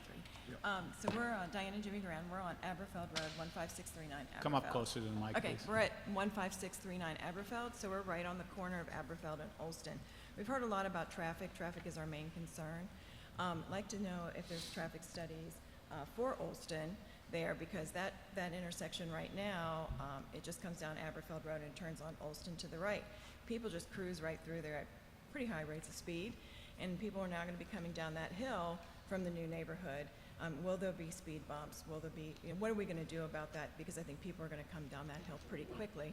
We've heard a lot of people want to go out on Hagerstown to McCord, but I do think a lot of people will come through that Olston area to go to Stumptown and get out through the back. So what is the traffic plan for that area? There's a lot of children around there, so I'm very concerned about that. I also want to make a statement that I do think that your buffer to the soil plant, I wish I knew what was behind me when I bought my house, because it is very loud. We work from home, and you can't work on the back porch during the day because all you hear is trees and rocks and things getting thrown around up there. So I do think your buffer might be a concern, and there is also a lot of drainage. I have a video of our backyard, but we have a deluge every time there's a rain. We have rivers thrown through our backyard. So I think that's a concern still, and I'd like to see more information about that if possible. Yeah, and just to add to that, our concern is with that stub, because when we bought there, it was, we live right on that corner, and we've got woods behind us, we've got that little dead end right there. Our driveway empties out, not to Aberfeld, but to that little abutment right there on Austin. So backing out of our driveway, you've got people coming over that hill. Let's not be naive to think everybody's going to go through the neighborhood and out to Hager's Road and McCord. They're going to find that that's a bottleneck. They're going to say, let's cut through the back. Let's cut through the back. Has anybody done a study to what that's going to do to Aberfeld Road and Stumptown and all of that? Hadn't heard word one tonight on that. We'd like to hear more about that. But I can show you pictures of our yard. It's not very pretty. Yeah. Well, thank you. So, okay, thank you. All right, our next speaker is Terry McCline, and after that, Joe Passioni. Good evening. Hi, how My are you? understanding is Hayden Merklin is here someplace? Okay. Yes. So you have 6 minutes. I'm not going to take that long, but thank Okay. you. Please state name and address. Terry Merklin, 9816 Hagers Road. I'm the last house on the left before the proposed subdivision at the end of Hagers Road. MI Homes has been very upfront with what they plan to do. From the beginning, they've reached out to all of us at Hagers Road who would be directly affected by this new subdivision. They've shared emails, phone numbers, and answered questions. My husband and I have not spoken with them directly, but we were made aware that there were changes made for our benefit. However, we still have concerns. One of them, as you've heard, is our road. We would love not to have an entrance to that subdivision at the end of Hagers Road. I know that connectivity is a big word these days for the subdivisions, planning boards to make it easily accessible for ins and outs everywhere, but that should not be the case here. Our street is only 1.5 lanes at best. You've heard everyone say it's hard to get in and out. You can't pass big trucks. When the garbage truck is there, you have to wait for the garbage truck to change and to finish its business before you can go down the road. We have 2, 4, 6, and 8 acre lots on this dead-end street. It was always supposed to be a dead-end street. We didn't sign up to be part of a neighborhood. We were never wanting to be part of a neighborhood. Now fast forward, if this entrance gets approved, there are 47 new homes just in the back section alone. That, with the connectivity from Northstone, more than doubles the amount of road usage for our street. There's obviously more cars and everything that goes through. Our road will crumble. There are already cracks up and down it. We always have a terrible time getting anyone to come out and look, much less help us fix our road. Please consider blocking this entrance. If this is a hard no, we understand, but please consider moving all of the mailboxes to the front of their entrance so they would be more apt to go that way instead of coming down Hagers Road. I'm thankful that the speed bumps have been mentioned. That's going to be a help if this has to happen. Another concern is the other end of the street. I don't think the numbers are right. Maybe it was a slow day whenever they came out to do the traffic study. We wait all the time. The big trucks, they damage the road. There's pea gravel all over the road. It's a mess constantly. There's no one there to fix the potholes. We go weeks and weeks and weeks, and the road gets damaged. If you put a new road in, the new road will get damaged. That's just how it is, and it's going to make the neighbors and everyone else not happy. Getting out of that street already is bad. So if you're going down 115 and you're making a lane to make a right onto McCord Road, there's traffic. There's a railroad track right there that goes down to 2 lanes, and it's used a lot. All that traffic is backed up all the way down, so that's double traffic sitting at McCord Road. Then you make the turn, and then there's another turn to go right into Hagers Road. Well, all this traffic is funneling in on Hagers Road, but there's no way to get out. We need a way to get out of our subdivision because we're sitting behind 18-wheelers and dump trucks constantly. Lastly but not least is the tree canopy. We've been very lucky to have had it as long as we have. I don't know about a lot of plans, but it seems to be, I know that they're required to keep 10%. Well, does the 10% count all that green area up there, or is it the trees themselves? I looked at the plans, and they look like they're clearing everything out to where the houses are. They're going to go in and take everything. There's only going to be trees on the outskirts where the buffers are. So does that 60-foot buffer include the 10% of the trees that they're not supposed to touch anyway? Or is the 10% supposed to be where they're building inside? We've got 2 crepe myrtles. When they talk about hawk's nest, there was an arborist that came. There's 2 crepe myrtles that are over 100 years old right at the front. They should have been put on the registry. The arborist was going to do that. We've got 2 46-inch in diameter and 40-inch willow oaks that you can look on the plans that they've crossed to take out. These are healthy trees. And to your point about the trees, these are poplar and oak and trees that you don't see every day. They are amazing. We've got wolves, we've got deer, we've got coyote, we've got anything that you can imagine that live in those woods. Where are they gonna go? There's nowhere for them to go. With Lennar during their subdivision, we've got camera pictures of all this wildlife coming through the backyard, and they're in there. there's nowhere for them to go. And with, yes, there's the creek area, but there's not a lot. So we're really concerned about the tree canopy. We're just hoping to keep the aesthetic of our community similar to what we have. By taking all those trees, it will drastically change. They help to keep the smell and the dust down from the soil supply. If you take those, Northstone will be affected, we will be affected, the new subdivision will be affected, and I really think it's something that should be considered. Like I said, they've made changes, they've helped us, you know, they're 60-foot buffers, they've condensed the houses, and we do appreciate that. We're just asking for more consideration. While I wish this land would continue to be undisturbed, I know that it's not a reality. At some point, someone will build on it, and we hope that it's someone that will continue to work with us as much as we will work with them. Thank you so much for letting us speak tonight. We really appreciate it. Thank you. Final speaker is Joe Passione.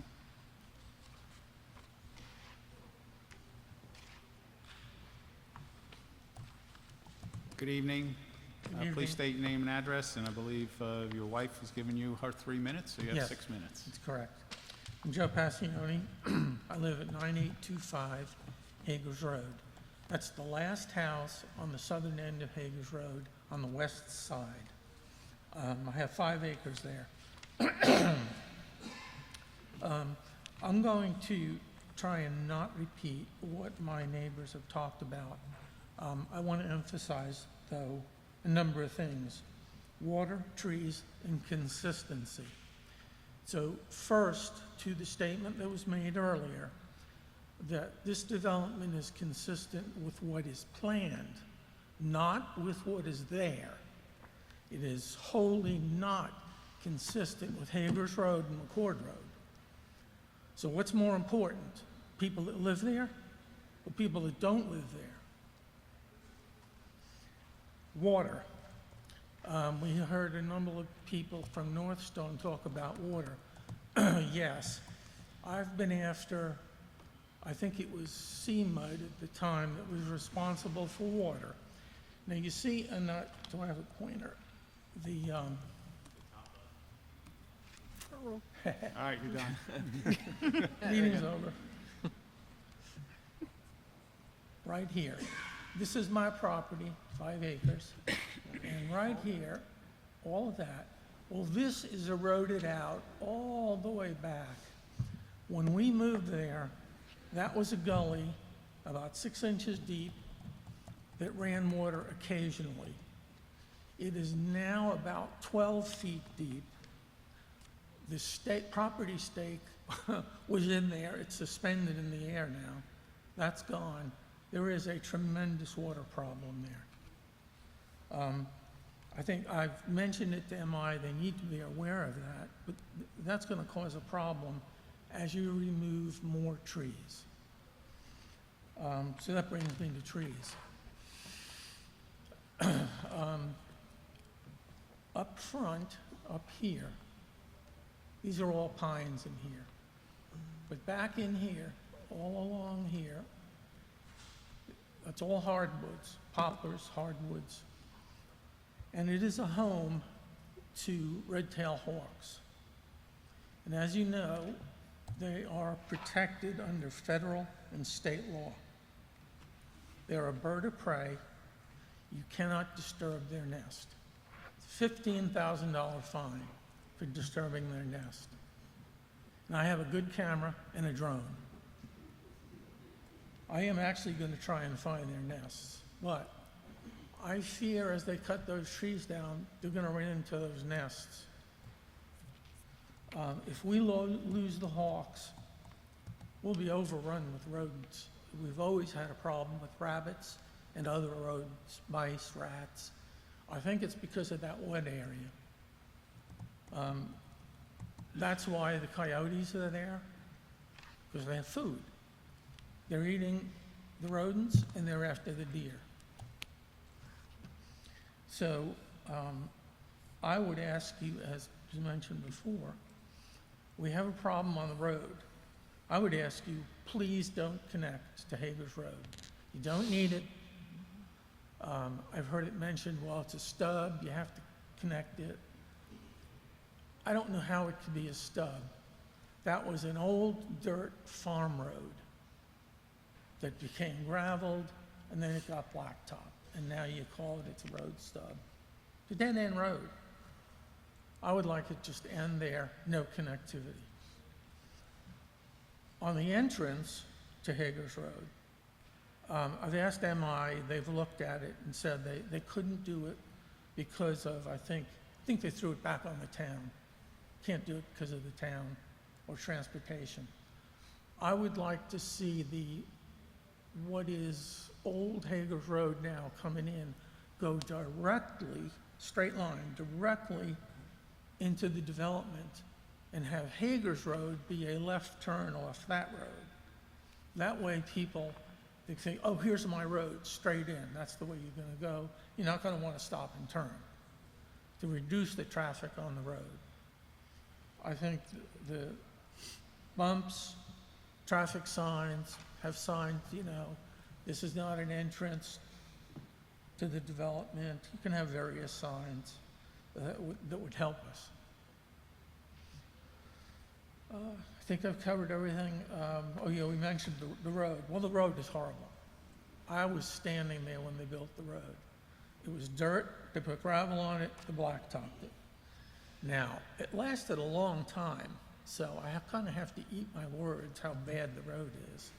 It lasted a long time, but it is cracked and broken. And every time a truck goes off the side of the road, they break another piece off. That's it. So what can the town of Huntersville do for me? And that's why I'm here. Protect my road, protect my retirement home, and don't connect us to the development. Thank you. Thank you. All right. Any questions of staff or the applicant? Commissioner Hines? One question, Mr. Pete. Is Hager's Road a town road maintained by the town, or is it a private road?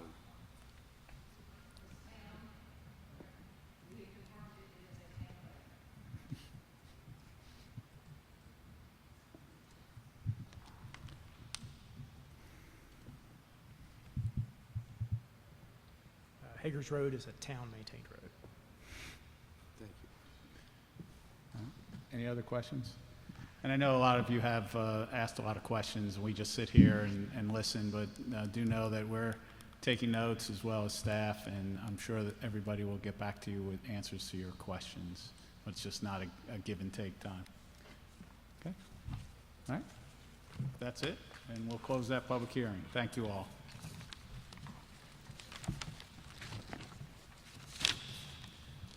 All right, our next public hearing we'll open up is to conduct a public hearing on petition R21-03, Billings Property, a request by Skybrook West LLC to rezone 21.04 acres north of Eastfield Road, just west of Cabarrus County boundary, from rural to neighborhood residential conditional district for 47-lot subdivision in both Mecklenburg and Cabarrus. Mr. Pete, your crowd's leaving you. Thank you, Mayor. Enter this staff report into the record. This is the Billings property, which is part of Skybrook. Skybrook West LLC is the applicant. You can see here this is a unique project in that it is has a portion of it that a couple of months ago you annexed into the town of Huntersville, but resides in Cabarrus County. So you can see there the area in green, sort of a bow tie shape. I was going to highlight it. That is zoned rural, and then all of it, now that it has been annexed in, would assume the rural zoning designation, but then this request tonight would seek the NRCD zoning district, creating a conditional district plan. You can see to the left is what is known as the Phase 10 portion of Skybrook. And then to the right, you have the Nomad Aquatic Facility, and then there are some townhomes, and then the rest of the amenity center for Skybrook. And then Eastfield Road is the southern boundary, City of Charlotte below that. What you see here is the plan that is before you tonight in the hearing packet. It is laid there as a context, again, moving from connecting the 3 stubs out of Phase 10 of Skybrook and then creating 2 cul-de-sacs, and that is essentially the plan that was submitted. And of course, I'm rotating the site plan to try to keep the north indication. But this is all together. The Huntersville portion is around 10 acres, and the Cabarrus County portion was about 10 acres for a total of 21.04. They're looking to create 47 lots for a density of 2.23 units per acre.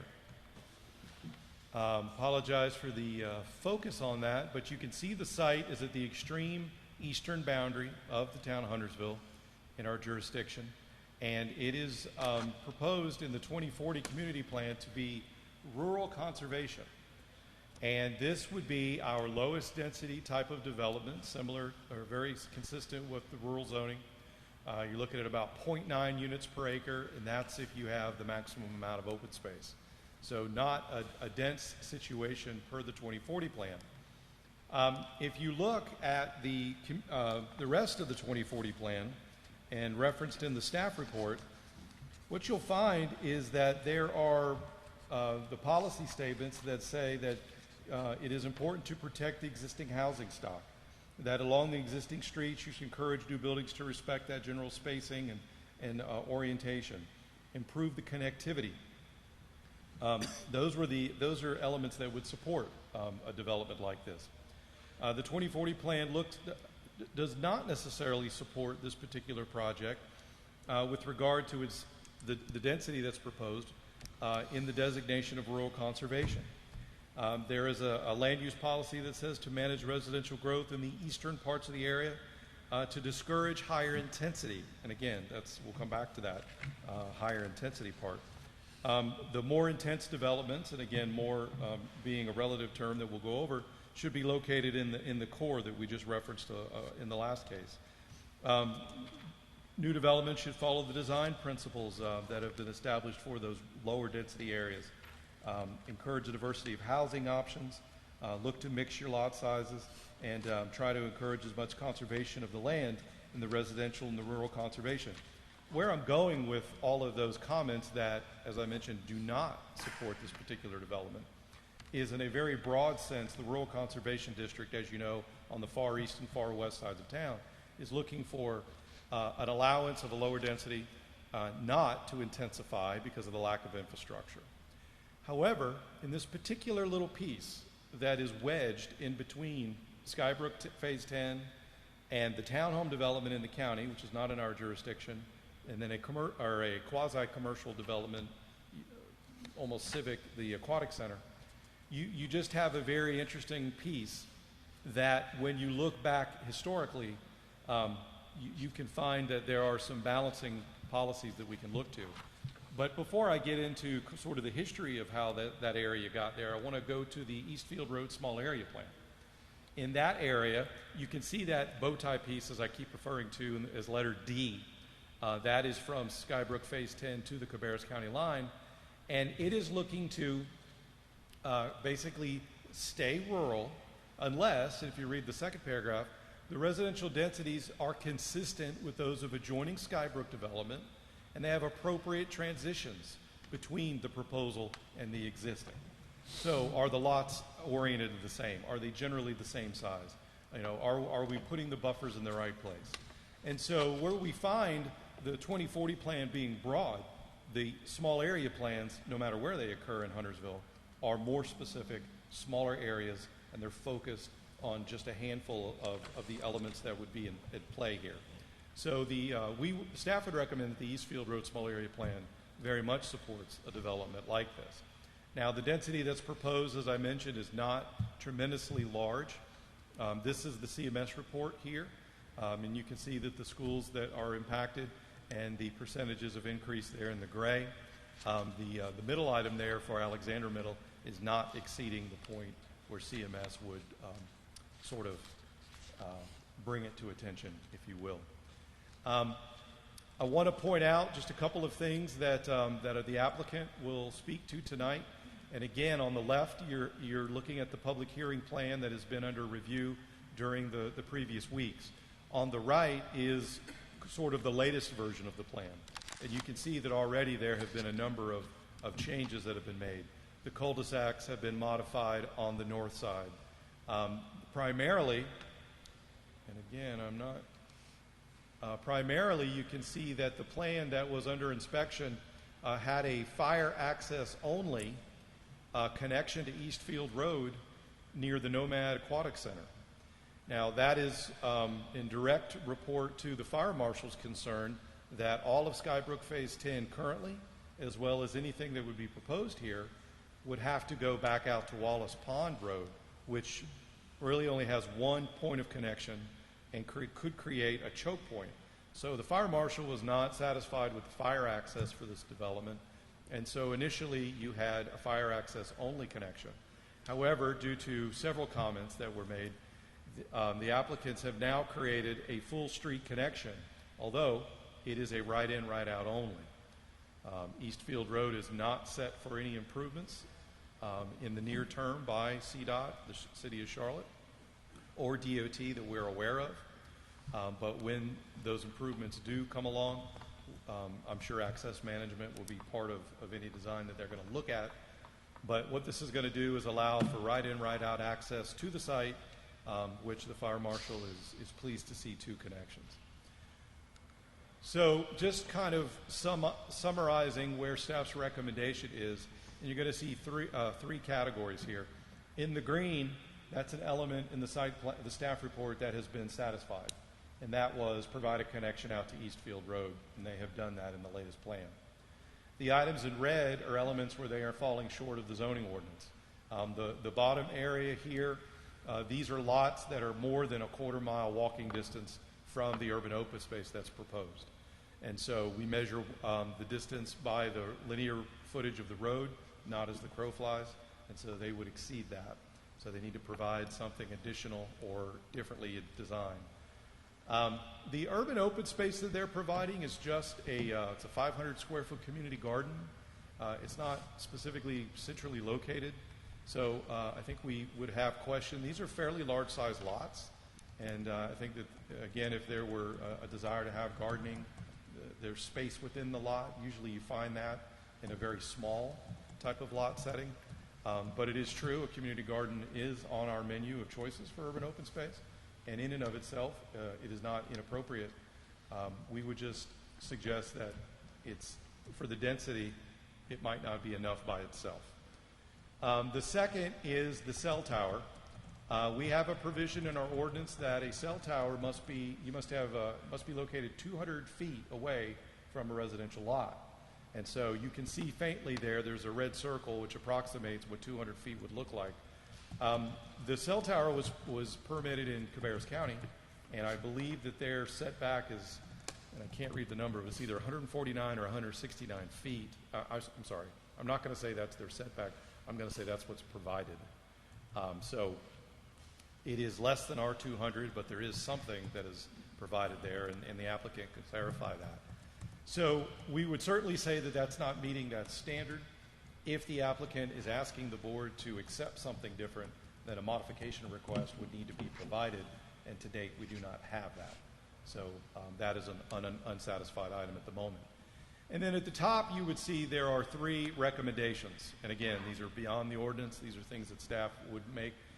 This one over here is that there is a dirtway or an informal trail that runs through this power line easement currently today. And we would suggest that this development should connect into that. It could be the same type of informal trail, but creating that network and allowing these residents to connect to the larger part of Skybrook makes sense. The second one, in the same vein, is that the amenity center, as mentioned, is located over here, and this development does not have any connection to that amenity center other than to get back out onto Eastfield Road and go back. And so we would strongly suggest that there needs to be at least a trail or a sidewalk of some type that connects this development over to the larger amenity center.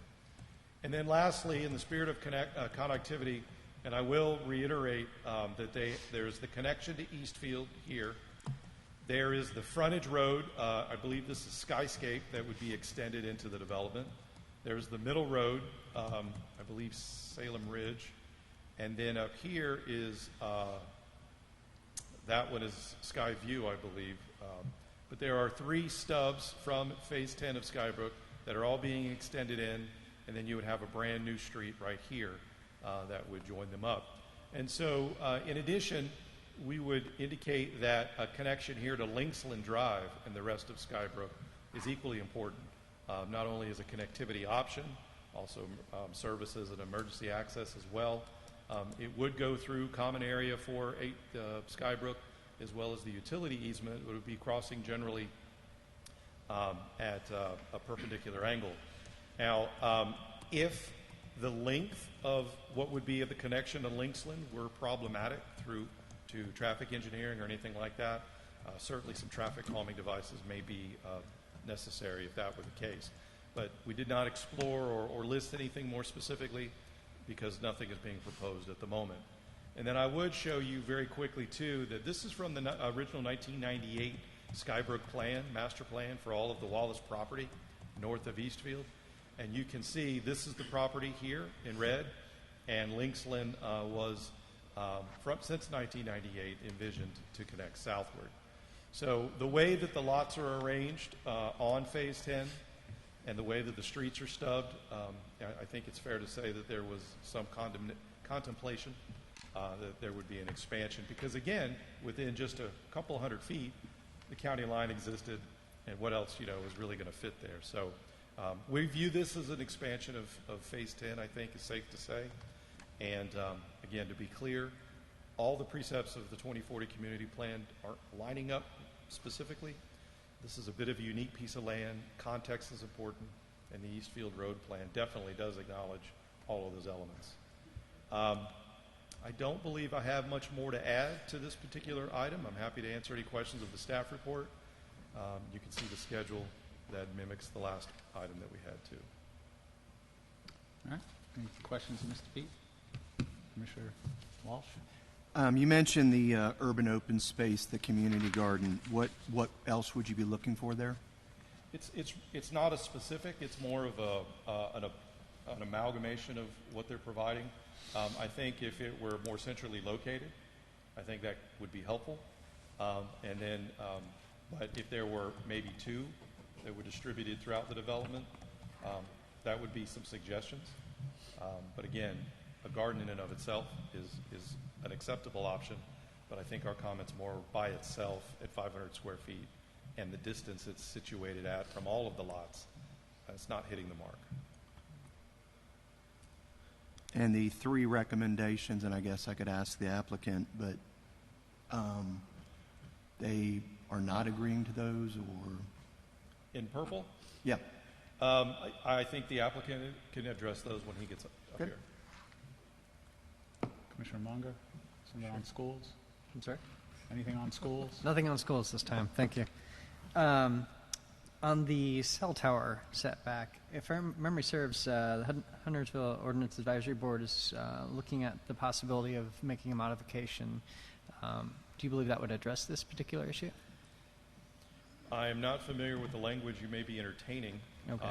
but of course, if that text amendment doesn't precede this, we wouldn't be able to hold it to it.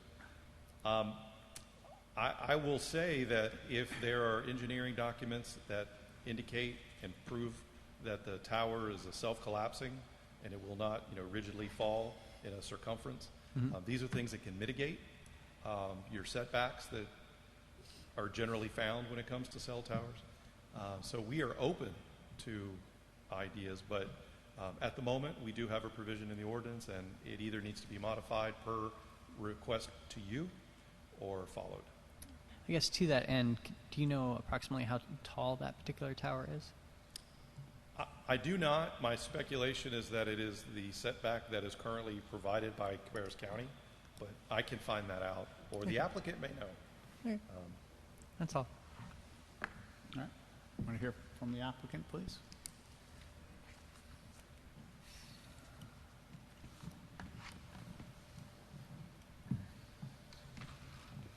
Is there any way you can pull the lights up a little? 'Cause I don't want Commissioner Boone to fall asleep. But it is getting kind of dark and I can hardly see the speakers. Okay, great. Well, good evening, Mayor Annarella, Board of Commissioners. Thank you for the opportunity to present. My name is Scott Moore. I work for Bryan Properties, who is the original developer of Skybrook. Before I go into my presentation, I just want to say thank you to Myra and Steve Billings, who are here with you tonight. They're going to speak as well. We have worked for this whole Skybrook property for over 20 years with the Wallace family and the Billings, and it has just been an absolute joy to form relationships like we have. So it's pretty rare in this case where usually owners and developers are at odds, but in this case we have just truly enjoyed working with them. And I also want to thank Craig Sandhouse is here with the Skybrook HOA as well. They too have been wonderful to work with. We've had a very collaborative effort in them giving us feedback and us to be able to revise our plans as well. And to all the homeowners who are here from Skybrook who were able to come out to the neighborhood meeting and to continue to be able to provide feedback. And we'll make adjustments as we can with the plan. So I just wanted to thank those groups here publicly tonight. So we're really bringing you a rezoning that's for 21 acres that is essentially, as you see before you, it's just infill property that's being surrounded by the Skybrook community on all sides. Also, there we go. And the Nomad facility, which is to the east. Now, the site plan proposal initially was mulled over considerably for townhomes and higher density to help offset development costs. But in the end, we felt that single-family homes, which will match in the lot size with Skybrook Phase 10, would provide the most seamless, and that's the important part, the seamless development transition, and would provide the least amount of negative impact to the community and to the residents who live adjacent to this property. Now, I apologized last week to David on our delivery of some of the revised site plans as we were wrapping up our resubmittal after our neighborhood meeting. We didn't give him enough chance to really review a lot of the changes that address some of the comments that have been brought up here tonight, but I'll go one by one with those as well. So for the remainder time this evening, I just want to touch upon a few of his things in the recommendation. And primarily what I'm going to start with is going to be interconnectivity. Now, I wanted to make sure this was big so everybody can see it. So north is actually to the right, and Skybrook Phase 10 is actually on the upper part of this plan. So there are, as David said, there are 3 public street stubs on the west side of the Billings property that are part of Phase 10. Those are circled in blue. And on our plan, we will connect to those public streets, and then everything will be tied together essentially with an interior north-south public road. And then, of course, we have that small cul-de-sac street there. There were 2 other access points that we reviewed as a part of this request. Both of them are circled in red. I'll touch briefly the one to the south, which is where that townhome project is. It's called the Signature Townhomes, part of Skybrook Development. The reason that it's not a viable option is there's a 25-foot strip of common open space that's between the stub and the property line, and that street is privately maintained, so it's not a public street. And after speaking with the HOA, the owners will not provide access or give us the ability to connect there, as they have no desire to incur additional maintenance costs or have additional traffic on private streets. The other one that David had talked about with his report, that's going to be on the right-hand side. That's going to be the connection to Linksland Drive. Now, the reason this is not viable is because there's a 100-foot strip of common open space that separates the actual Linksland Drive stub and the property line. And that is owned by the Skybrook HOA. So after talking with the HOA, a connection is not desired in this location because of the likelihood of creating a speeding situation on Linksland. And this actually will show you, we started off here to the left. We basically came up with a point of origin that no matter how we developed the Billings site, all of the roads would end up making some sort of point here. I've provided for that in this red box here just to kind of give you an overview of the entire site. Now, there's approximately 2,485 feet from that point to North Green going all the way up Linksland Drive. What we have, what the HOA had successfully petitioned the town is that little orange strip right there. They actually had speed humps that were installed along all of Salem Ridge, but this little straight area is about 1,700 feet, and it's got 2 speed humps altogether. So when I brought this proposal of extending Linksland Drive there, it was pretty much a resounding no from the HOA that they wanted to make this connection, and for very good reason. If you look at the slide that's here before you, that red box, which is right here, is essentially where the power line easement is. As you can see, I have a straight line of sight from the top of this, and then if you turn around and do a 180, the road slopes down, which would encourage higher traffic and speed. And this is just something that the HOA had no desire to doing. So they do not want to sell us that 100-foot strip to be able to make this connection. And I'm all for interconnectivity as you see the sites that we have, but this is probably one time that I do agree with the HOA that this is not a future problem that we want to have in the town or to even promote, because we have the golf course that's right up the road, the driving range, the park area, and also the greenway. This is not an area that we want to encourage through traffic to be coming. Not to mention the new access that we have on Eastfield. This provides more of a direct route just to get to the golf course in a one straight shot. So it's not something that we're recommending. It's not something the HOA would recommend, and I'm sure they will want to speak with you tonight about that as well. The one thing I do want to talk with you a little bit about is the town, as you know, the engineering department reviews all the major subdivisions, determine the daily trips and the peak hour traffic. This project essentially did not qualify for even being studied, and we were looking initially as not having any additional entrances. We were just going to connect to the 3 street stubs. However, we did talk with the HOA, and we listened to their concerns and their considerations, and the area that is in green on here is actually the right in, right out that we're proposing to address some of the neighborhood concerns over stacking at Wallace Pond and also safety within the community. Now, we acknowledge that any time we have interconnectivity among sites, we're going to have some internal traffic impact due to the development we create, and our access is provided here to help alleviate some traffic off of Wallace Pond Drive by giving Phase 10 residents another way to egress through the Billings property. Now, what I shared with the neighbors at the neighborhood meeting is that there's currently 126 homes in Phase 10 that access Wallace Pond 100% of the time. Now, based on the driving distances to the entrances both at Wallace Pond and then the proposed, there are going to be about 80 Phase 10 homes that will have a shorter drive to the proposed entrance internally, and many more homes in Phase 10 will have a direct access when they're coming home from Poplar 10 as well. So we feel that even though it's not required, we wanted to offer something. We want to listen and take into consideration what the HOA was asking for, and we think that this will help the current situation to make this a part of our overall plan. So we are including it as a part of this. So by having 4 vehicular access points to these 21 acres, we feel we demonstrate interconnectivity to and through our site and also help address future safety concerns by not providing that access to Linksland Drive. Just a quick update for you guys as well, and this was in the latest plans. I know tree preservation, we've met all the ordinance requirements. We've saved 26% of the tree canopy, which is marked by the green arrows on the slide, and 28% of the specimen trees, which are circled as well in green. Let's talk about the urban open space for a minute. So we're not proposing anything that is different than what we've done all across Skybrook. We have an 18-hole golf course that is privately owned that was used to meet the open space requirements, in which technically every lot measured along the right-of-ways is not within a quarter mile of.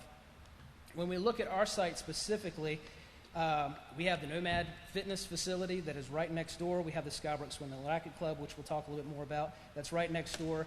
That in itself would technically put all of those lots within the quarter mile. We have open space in the slide to the left that is actually in Phase 10 that would put all the lots within a quarter mile as well. As I stated in the neighborhood meeting that we desire to make these lots a part of Skybrook, I told the Skybrook HOA that if this plan is approved, I will provide all costs and figures to them regarding the maintenance of this property, because there's a significant increase in overall maintenance due to these detention basins that we have to put in. I want to make sure that they're all aware of this and that they would be on board of us actually being annexed and going through that process of doing that. I want to have them on that decision-making process. So I can't move forward with that sort of process until I know that this plan is approved. Excuse me. So I'm also happy to write in our covenants that allows Skybrook residents access to our community garden as well, to which my understanding is the HOA has received requests for this type of improvement in their community. So if we're just looking for compliance within our own site plan, and I'll talk with David a little bit more about this, our guys measured off that only the 2 lots were out of compliance if you're just trying to capture it on our site alone, that exceed that quarter mile requirement. But Those two lots are well within that distance to the fitness center and also to the Phase 10 open space as well. And based on the distance to the urban open space in Phase 10 and other facilities, I don't see a need for variance from this requirement, but if it is found that is the case, then we would appreciate the board's consideration in this matter, especially given that we're minimizing density as much as possible, and we're working with constraints within the site as well as those three connections as well. Finally, I just want to talk a little bit about this community garden.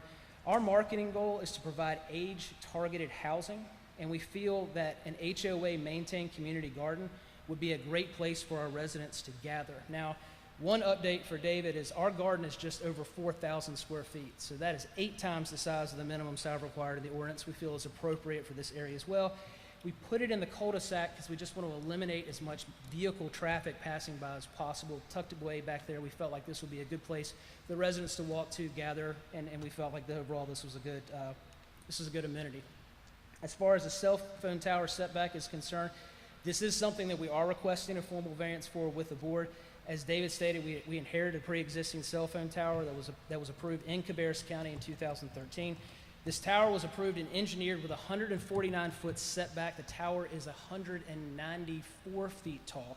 The way that it was designed and it was built is they gave it this fall zone of 149 feet because it does have engineering where if it fails, it will collapse upon itself and not get outside the 149-foot setback. So what we would do as a condition of our approval, and given if we were given this variance from the board, we'll offer to place all the building pads a minimum of 200 feet from the tower in an effort to meet the spirit of the ordinance. As far as aesthetics are concerned with these types of items, I did take setback measurements of this tower just to show you the difference between 149 feet and 200 feet. We feel that since we're proposing these new homes, all the residents who back up to it will be aware of the tower's existence, and we feel that the view, in all essence, is just about the same. And most of the tree save that we have will be those trees that are around that tower as well. And then I just wanted to show you with the current development, the tree save is basically all in this area here, and that's the tree canopy save along with some specimen trees. And then this is how the lots would back up to it. So again, we'll have all the building pads 200 feet outside of that tower. Let's see. So lastly, as David stated in his report, our goal is to make our development as seamless as possible with the Skybrook Phase 10 internally and externally. So we're proposing to match and extend the Phase 10 berm across the entire frontage all the way down to the Nomad facility.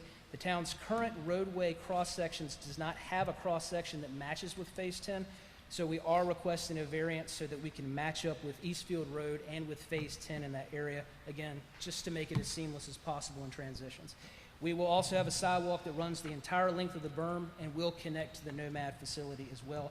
And it wasn't spoken, but we actually have a road that stubs to Nomad. Should it ever redevelop, it could possibly have a connection there as well. I think that just about addresses, we'll go back to some of the staff recommendations. I'll take your questions directly, but I think that just about addresses most of the comments in the report. So I'm here for any questions. Any questions, Mr. Moore?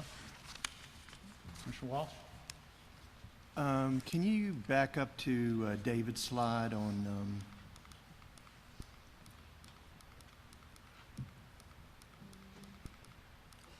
This one? So with reference to the, it sounds like there's a disagreement on how many homes are not outside the urban open space or are outside the urban open space. What about the trail connectivity to the dirtway as well as the amenity area? Sure. So the sizing of these ponds that we have in here right now actually blocks off every type of, because the swim and racket club facility is right here. The size of these facilities go all the way into this, it's the power line easement that's here. We don't even actually have the ability to put anything through here, otherwise we would, to make that connection. I can certainly work with, and we can talk about having a connectivity. It's kind of an informal connection that runs up here. There is a space that the residents already access that actually runs right through here. There's an 18-foot easement that belongs to the golf course. We can look at that, and again, I want to make sure I run all this by the HOA because they live there, and I want to make sure that whatever we do will be agreeable with them as well. Okay, because, you know, walkability, connectivity, Absolutely. you know it all. So you mentioned that, so they're here, there are 5 homes that are outside of the, and you think there's only 2, but then there's some connection to an existing amenity area. Well, so I'll work with David on the measurements. My guys came up with it's .25, especially with the ones that are here, and they seem to think that only those 2 were outside of that range. So if my guys are wrong, then we will have more lots, but that is what they told me. As far as Scott, if I could, I would just say that Scott also mentioned they increased the size of the urban open space. If that happened, that could account for the difference. Yeah, that might be right as well. That's a good point.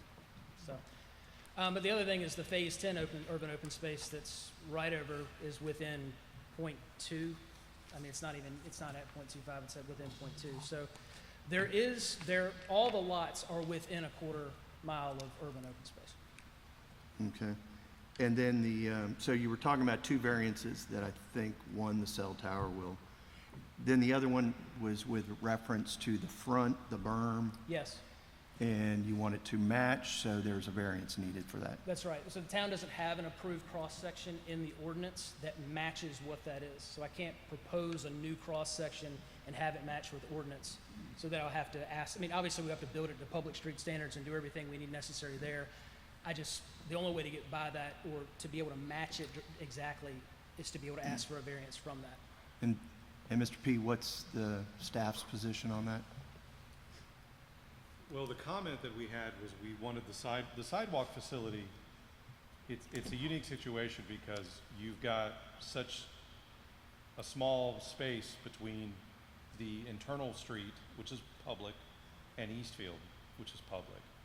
And so we would normally want to see a sidewalk facility on both. So you could say, well, split the difference and meander through the berm, but that starts to, sort of compromise what the berm can do. So I don't know that I've got an absolute answer on that yet, but as we're getting all of the final changes in, we'll certainly be ready to address that at the next meeting. Okay. Thank you. Any other questions? Okay. Well, we have a few speakers. Our first speaker tonight is Charles Stogner. And after that, Craig Sandhouse.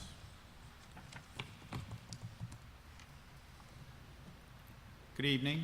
Please state your name and address. You have 3 minutes. Yes, Charles Stogner, 11111 Westcott Hill Drive, and it's in the newer development of Skybrook.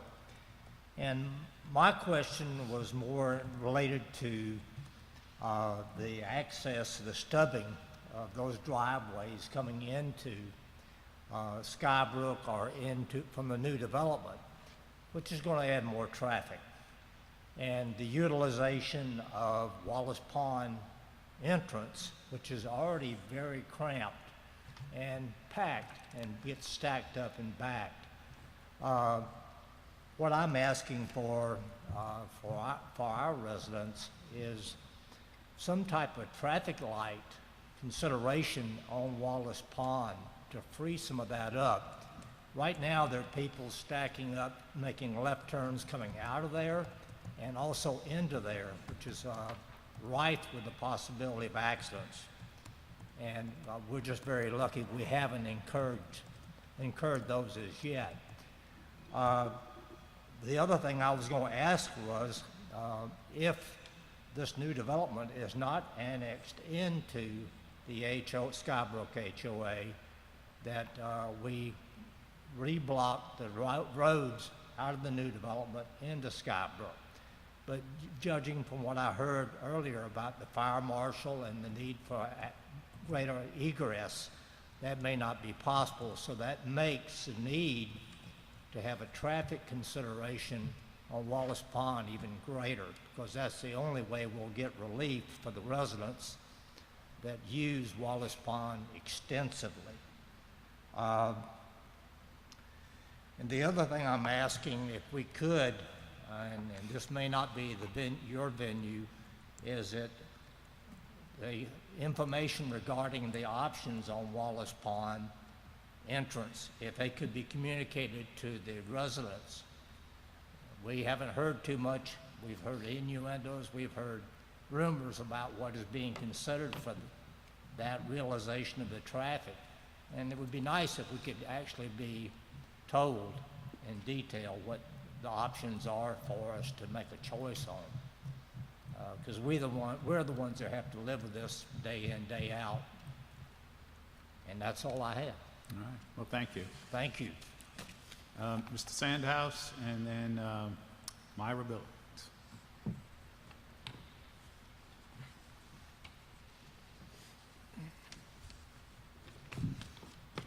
Good evening. Long time no see. Good evening. Please state your name and address. You have 3 minutes. Thank you. Craig Sandhouse, 11255 Skytop Drive. I'm the president of the HOA for Skybrook, and I've had the pleasure of, over the past 6 years, of having a wonderful relationship with this board and the mayor. And in over those years, I've had a wonderful relationship with Scott Moore and Bryan Properties, to be known here as Skybrook West LLC. The board has met with Scott Moore since January regarding this project. The land that this project is being built on now, or proposed to be built on, the Billings property, is not part of Skybrook. And for that to even take place, because it's past the 20-year point of our covenants, we would have to have 75% of the homeowners vote to take that in. And that's after the board looks at this and sees how much those 2 detention ponds are going to cost. My rough count is about $12,000 a year for 2 detention ponds. Landscape dues, taking care of the landscape, we're looking at close to $18,000 in cost to the HOA right now. We would bring in approximately $21,300 for the 47 homes. That's a hard sell for me to bring to the homeowners when I know full well how much a detention pond could cost us when they go down. So I don't see that happening, of course, unless Mr. Moore's numbers are a lot better than the ones that I have seen. Several items to discuss here. We've had a terrible speeding problem in Skybrook. We've hired off-duty officers to patrol. Just last week on Skybrook Drive, in a period of 2 hours, the Cabarrus Sheriff's Department issued 14 speeding tickets on Skybrook Drive alone. That further supports why the HOA does not want to sell 100 feet of land that would connect Linksland Drive as an exit off of Skybrook Drive. Yes, Huntersville is responsible for Linksland, but it is not responsible for Skybrook Drive. That is Cabarrus County. That is the state, and the state will not put speed humps in. It will certainly not. It will be the HOA's responsibility. We presently have a speeding problem on that road, and we cannot add to that problem as it is now. We also have homeowners that live right by that exit point, of which was presented as selling that 100 feet. A lot of families live there. I feel that's also not a safe spot to put a road that would cause additional traffic and speed. When you look at the map and you look at Salem Ridge Road as an entrance into the new subdivision and Sky Vista. Sky Vista is pretty much a right angle. It's a 90-degree turn coming down and making a sharp turn. It has a blind spot. It is dangerous now. With added traffic, I'm hoping that there's limited traffic down that street because we could have a problem there. Salem Ridge Road, I know I've dealt with the town of Huntersville over the years. You are very responsive, and if we do see a traffic problem there, you will come in and do a traffic study and help mitigate that. I'm comfortable with that, but I am concerned. We have a lot of families living on Sky Vista, a lot of young families on Sky Vista, a lot of young families living on Salem Ridge Road, so I'm very cautious about that. I was very happy to hear that the developer is willing to put a right in and right out off of Eastfield Road, but as Mr. Stoddard mentioned, a need for a traffic light at Wallace Pond is essential. We have approximately 250 cars a day that access through Wallace Pond now. Thank you, Mr. Sandhouse. Okay, is my Thank time you. up? What, yeah. Well over? Yeah. Okay, thank Well, you. You're from New York. What can you do? Our next speaker is Ms. Billings.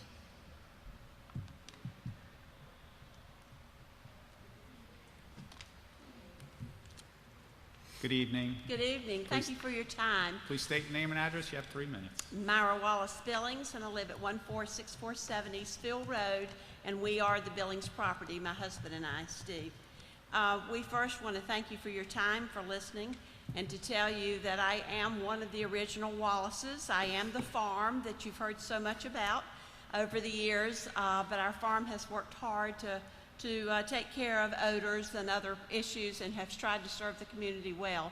My husband and I also are the ones that built the Nomad Aquatics and Fitness Center you see there, but after running it for 10 years and turning 65, we sold it in 2016 to someone else. But we too built it to serve a changing and growing community in our area.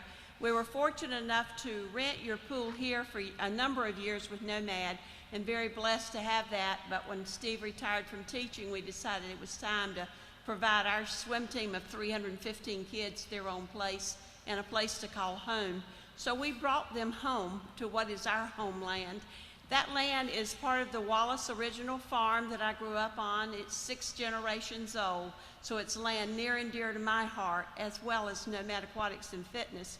And so to think that we would let anyone develop it other than Scott Moore and John Coley with Bryan Properties, we've been offered many times, people coming to us, but we just didn't see it good for the community like I knew Scott and Bryan Properties would do for us, because my dad and I started working with them about 20 years ago and saw that they were men of their word. They would do what they told you they would do. And my dad always said to me, these are guys we can trust. And with this being homeland for us, land that goes back 6 generations, it had to be somebody we knew we could work with. I lost my dad in 2019, and these gentlemen were there for his funeral. This is not just a partnership in business. This is a family relationship. They have become a part of our family. And so for Skybrook community, if they're concerned in any way, I'd love for them to talk to me. I'll be 70 this year, and I've seen a lot of changes come our way. But everything I have seen in Skybrook has only been positive for us. And it's a community that we wanted to live around and serve, and that's why the farm worked so hard to get in compliance to serve them with our soils, and then our aquatic center to do the same with swim lessons, competitive swim team. So we're here to say thank you to Scott and to Bryan Properties for coming to us, because we considered no one else, and we've been talked to a great deal, and to say thank you for giving us the opportunity to provide more homes, but in a fashion that you'll be proud of. There'll be homes that people will love to say that they live there, and our land is beautiful enough. I know, you'll have a lot of people interested. So we just thank you for your time and your consideration. Thank you so much. All right. Thank you. Coach, thanks for all your years of coaching, too. As an ex-swimmer, I appreciate that. Any questions of staff or applicant? Okay. We'll close that public hearing. We'll go to our next public hearing, which is 7D. My understanding is the applicant would like to have a continuance. Mr. Mayor, I'd like to make a motion to continue the public hearing for petition R21-08 until August 16, 2021 at 6 p.m. to be held at the Recreation Center or Town Hall. Second. Okay. Any discussion? All right. All those in favor? All right. You all don't want to stay? We still have 2 more. Lots of fun. All right. Next public hearing is 7E, which is open to conduct a public hearing on petition TA 21-05, a request by Metrolina Greenhouses to allow dormitories with a special use permit in rural and transitional residential zoning districts, subject to specific criteria. Thank you, Mayor. Enter the staff report into the record, and this is a text amendment by Metrolina Greenhouses, Inc. to allow dormitories in a rural and transitional zone if a special permit is issued. What you see before you is the land highlighted in yellow controlled by Metrolina Greenhouses. It's about 1,000 acres in size, and what they would like to do is to be able to provide housing on their property for the workers at Metrolina Greenhouses, and it's called H2A worker housing, and anywhere in this area. Now, initially, when they came before the Huntersville Ordinances Advisory Board, and they did, I think, on 3 occasions, they initially were thinking that they would like the housing, dormitory-style housing, to be in the area that's shown in red. So that's kind of in this brown area here, that's zone transitional residential. They also have some rural, which is in the green, and they also have some purple, which is special purpose conditional district in their boundaries. So they have 3 different zoning districts. After hearing input from the Huntersville Ordinances Advisory Board, it was suggested that they might look at the rural zone, and that the rural zone is more suited for farming activities. So they ultimately amended their plan because time is of the essence, and Mr. Van Wingerton is here to answer any questions on the timing of this, but they did not want to go through a process only to have the transition zone turned down and have to come back for the rural zone. So they've amended their request, and I'll explain a little bit about that in a moment, to also include the transitional and rural zone as a special use permit option. So in your agenda packet, the applicants provided a floor plan. Now, they have done their research on this type of housing that they want to have. The place they found that kind of met their needs was in Michigan, and so this layout kind of gives you an idea. It is shared sleeping quarters, shared kitchen, dining area, and a shared toilet and shower facility, and it's replicated on the other side. So that's kind of the type of housing that they are looking to have. Also in your agenda packet was information about the H2A program as well, in case you have any questions.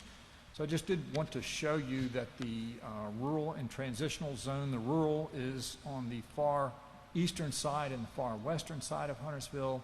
The transition kind of leads you from that rural area towards the more high-intensity area near the I-77 115 corridor, and so everything you see in brown is transitional. So those are the areas that could qualify, but they have to meet specific standards. So this text amendment, as it's proposed, has 4 different sections to it. The first section, Section 1, is that if you are in a rural district, you could, with a special use permit, get a dormitory for a bona fide farm if you meet Section 9.62. Section 2 allows, in the transition zone, the opportunity to have a special use permit for a dormitory for a bona fide farm if you comply with 9.62. And then 9.62, that's kind of where the rubber hits the road. And so the language that's being proposed is to have dormitories for a bona fide farm are permitted in the rural and transitional district subject to a special use permit, and they would have to comply with these 7 standards that are listed below. The first 3 deal with typical standards that you have for special use permits. Now, first one is that it not endanger health or safety and not substantially reduce the value of adjoining properties. Second is that does not conflict with the town's long-range plans. Third is that the use does not constitute a nuisance to adjoining properties with respect to noise, dust, fumes, odor, and traffic. And then 4 through 7 are more specific to this type of use. Number 4, buildings, parking, trash facilities shall be set back at least 100 feet from any adjoining property line and 500 feet from any public street right-of-way. 5, the use shall be visually screened year-round from all adjoining properties and public streets. And 6, that the driveway and parking areas shall be at a minimum ground asphalt. And finally, 7, the dormitory is located on a bona fide farm of at least 100 contiguous acres. So the dormitory has to be on the farm, and that farm has to be 100 acres in size. Now, it has been asked, maybe how many farms might we have in the rural and transitional zone that might qualify for this? We did a quick scan today, and we had 6 that were identified that could possibly qualify for asking for a special use permit. The Section 4 just simply modifies the definition of dormitory and indicates that dormitories are also would be allowed for the bona fide farms. So with that, I do want to finish up by just kind of explaining process-wise, how sequentially this is going to work. So step 1 is to do the text amendment, and that is 3 steps. 1 is the public hearing, which is in red, and that's what we're doing tonight. Step 2, it's going to go to the planning board next week for a recommendation. And then step 3 will be town board action. That will be next month. If the text amendment is approved, then there will be a next step, and that is applying for the special use permit. And that's where we'll get the site plan.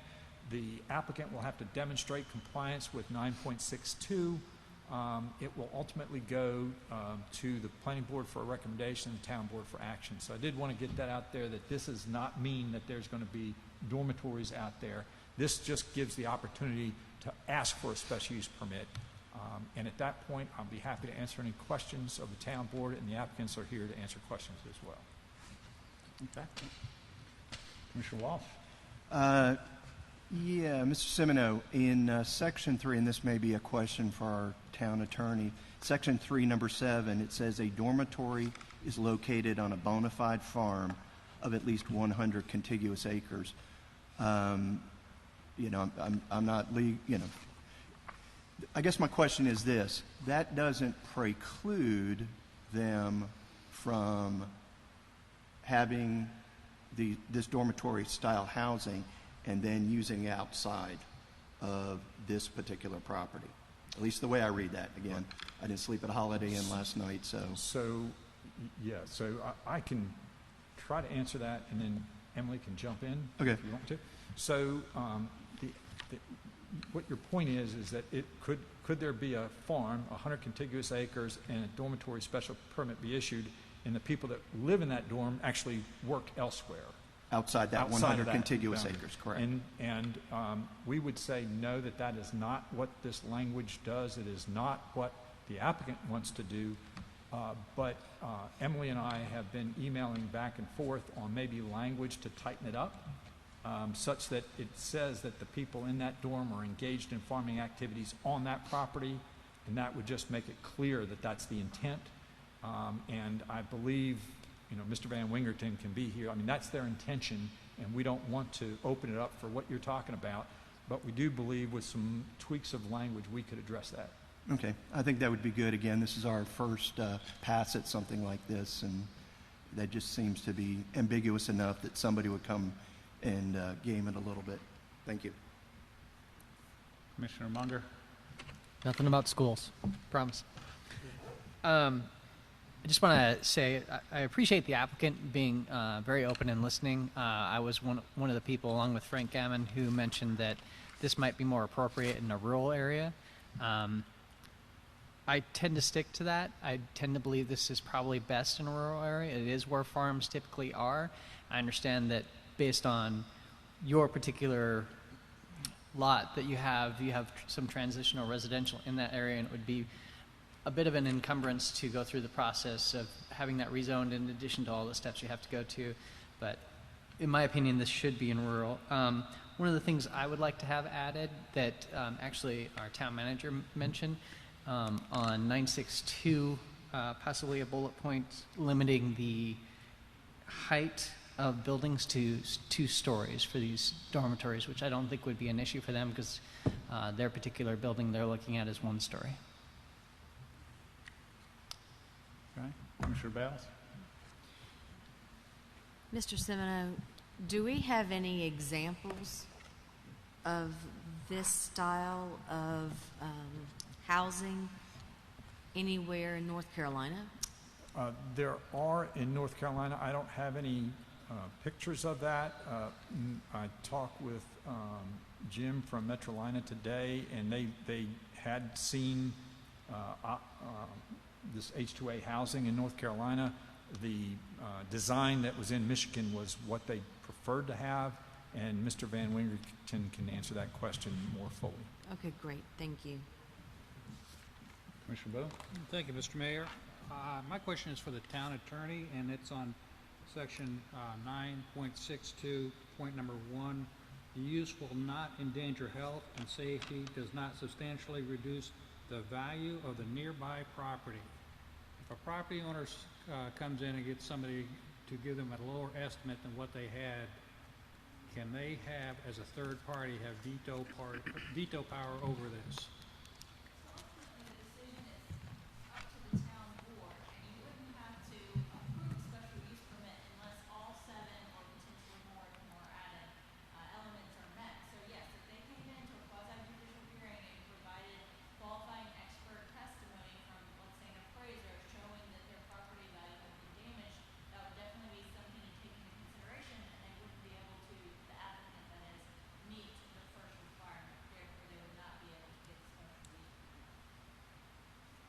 Thank you. Okay. Any other questions? Mr. Van Wingerton, do you have anything you want to add? You have 15 minutes. 15 minutes, I will easy not take up that time because I'm Art and not Abe. Yeah. So if my brother Abe were here, then he would take up all 15 minutes. I'll just answer the one question Commissioner Bales had. We traveled around the country looking at this. So I went to Alabama, I went to Ohio, I went to Michigan, North Carolina. I've looked all over at different places. The reason we picked the H2A provider that we did is he takes care of his people. So you could go to the mountains of North Carolina, which Jim and I did. We went to one farm that has anything from trailers that are 40 years old to brand new dormitory style housing around. So they have all different kinds. The thing that there is with this housing that we saw that we liked, it's in one area. They keep it clean. The guy, he does not let these guys get away with anything, and they're here to work. That's what they're here to do. We're having a lot of trouble getting employees. Luckily, we started this process 2.5 years ago, and right when COVID hit is when we started with this. There are rules on how many square feet you got to have per person. There are rules on how many microwaves you got to have per person, stoves. Everything that somebody needs to live is required by the federal government. The Department of Labor of North Carolina, if and when this is approved, they have to approve our drawings. They have to come look at what we build. They have to give us a certificate of occupancy 1 month before our H2A employees arrive. So this is not something that just the town would look at. It's something that the state looks at, and it's federally mandated on what you can do. I think we're the 4th biggest state when it comes to H2A. It's California, Michigan, and I think Washington's just ahead of us, but don't quote me on that. But I know we're in the top 5 for H2A workers, and what we're building them would be top-notch housing. And our guy is telling us, please don't make them too nice, because then my guys only want to work for you, and they don't want to work for somebody else. So again, it has to be approved by Department of Labor, North Carolina. Pre-occupancy, then post-occupancy, they have to come every year and approve it 1 month before anybody shows up. So everything is very regulated on how it's done. So, and that's one thing we're going through the ordinance committees, making sure everybody sees what it is and what we're trying to build. Are these co-ed? Is it co-ed dorms? No, he will only do certain farms. He does it's either all male or all female. So he allows no drinking whatsoever. The only traffic is he has them in 50-person buses, and we're 1.1 miles from where we're looking to build this. They'd be on the road. Obviously, Huntersville Concord Road out where we're at, not a ton of traffic. Greenhouse probably causes more traffic than anything out there anyway. They work 6 to 6.5 days a week. Then they get a half a day off to do laundry, which is on site. They don't have to go off site for that. The majority of his H2A workers, he has 2,100 around the country between really between Michigan and North Carolina. They will find people to cook for them. So I know he has one meal prepared for them every day. He has a group of ladies that come there. They prepare the meals, they give them to them, and then what ends up happening, those guys usually use the same people for those meals, is what they do. So is this someone that you're contracting out with then? Yes. Yep, So that is you would correct. not, so Metrolina would not physically be running the facility, it would be someone else? We own the facility, so we're actually gonna, an LLC will own it, Metrolina will not own it. So an LLC will own it, and then he charges us for the labor, and he takes care of everything. He gets them across the border, does all the work, the petitions, the travel, and then getting them paid. He does all that, then he would turn around and pay us rent for these buildings, is how it works. So, and that's one thing with H2 housing, you have to provide housing, you have to provide food, you have to provide travel, you have to provide the job. There's an adverse minimum wage that's there every year. This year it's $13 an hour in North Carolina. And it's anywhere from $11.81 in the country to $16.75. That gets readjusted every year. The federal government looks at that, and then they come up with what the adverse minimum wage is. We have to pay anybody coming in for a job that minimum wage. Anybody that asks for a job at Metrolina, if they could keep the pace that we're looking for, then we have to hire them.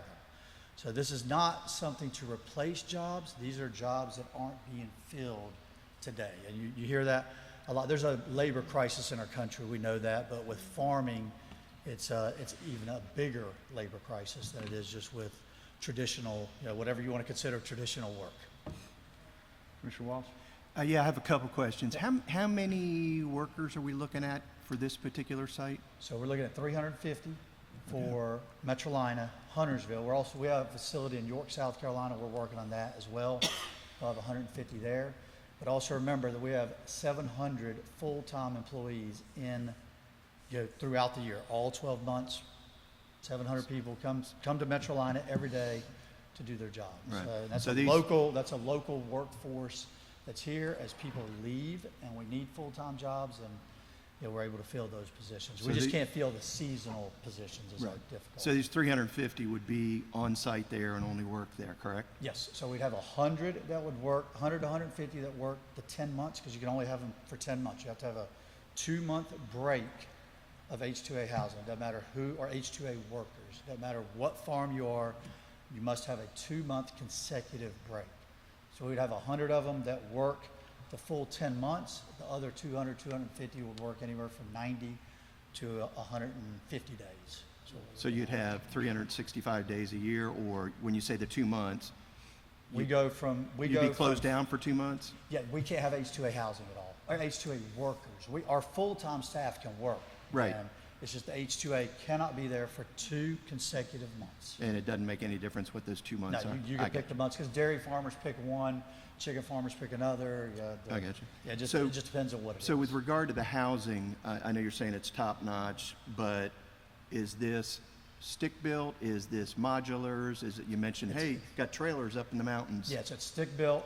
So stick-built, and then it's basically like Army barracks is what it is. That is what it's after, but you have to have a certain amount of feet between every bunk bed. You have to have plugs for them. Again, there's minimums on all of it. I don't know them all out of my head. No, that's fine. Yeah, I know a good many of them, but I don't know them all. Mr. Semino, as a part of this text amendment or what we approve, is that a part of this approval process that we'd say, hey, we don't want trailers and whatever? I guess I'm just trying to make sure that where does that come into play, where we say this is the quality.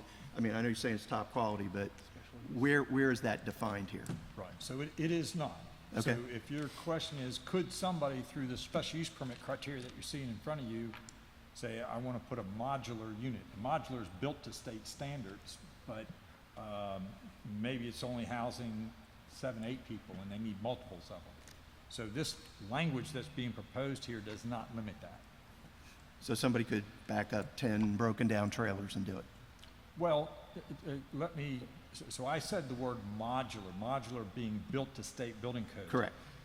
Mobile homes are only allowed in a mobile home overlay district. So you cannot have mobile homes out here which are built to HUD standards and use that to satisfy the requirements you have to have a mobile home overlay to do that in Huntersville.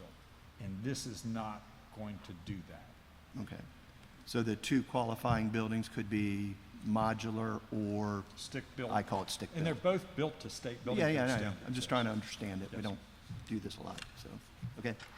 I think that was my question. Thank you. Okay. Commissioner Munger? Sure. So you'd mentioned Department of Labor comes in and checks this facility 1 month before the workers arrive. While they're actually there, are there any checks in terms of, just making sure it's clean and people are being treated good? Yeah, so we have to, we're going to obviously check it to make sure it's clean because, an LLC is going to own it. We're going to own that LLC, so we're going to make sure it's clean. Department of Labor also has the right to come inspect you at any time. So they can inspect the facilities where they live. So they're doing that today. Today they're living in hotels. That's what we can find.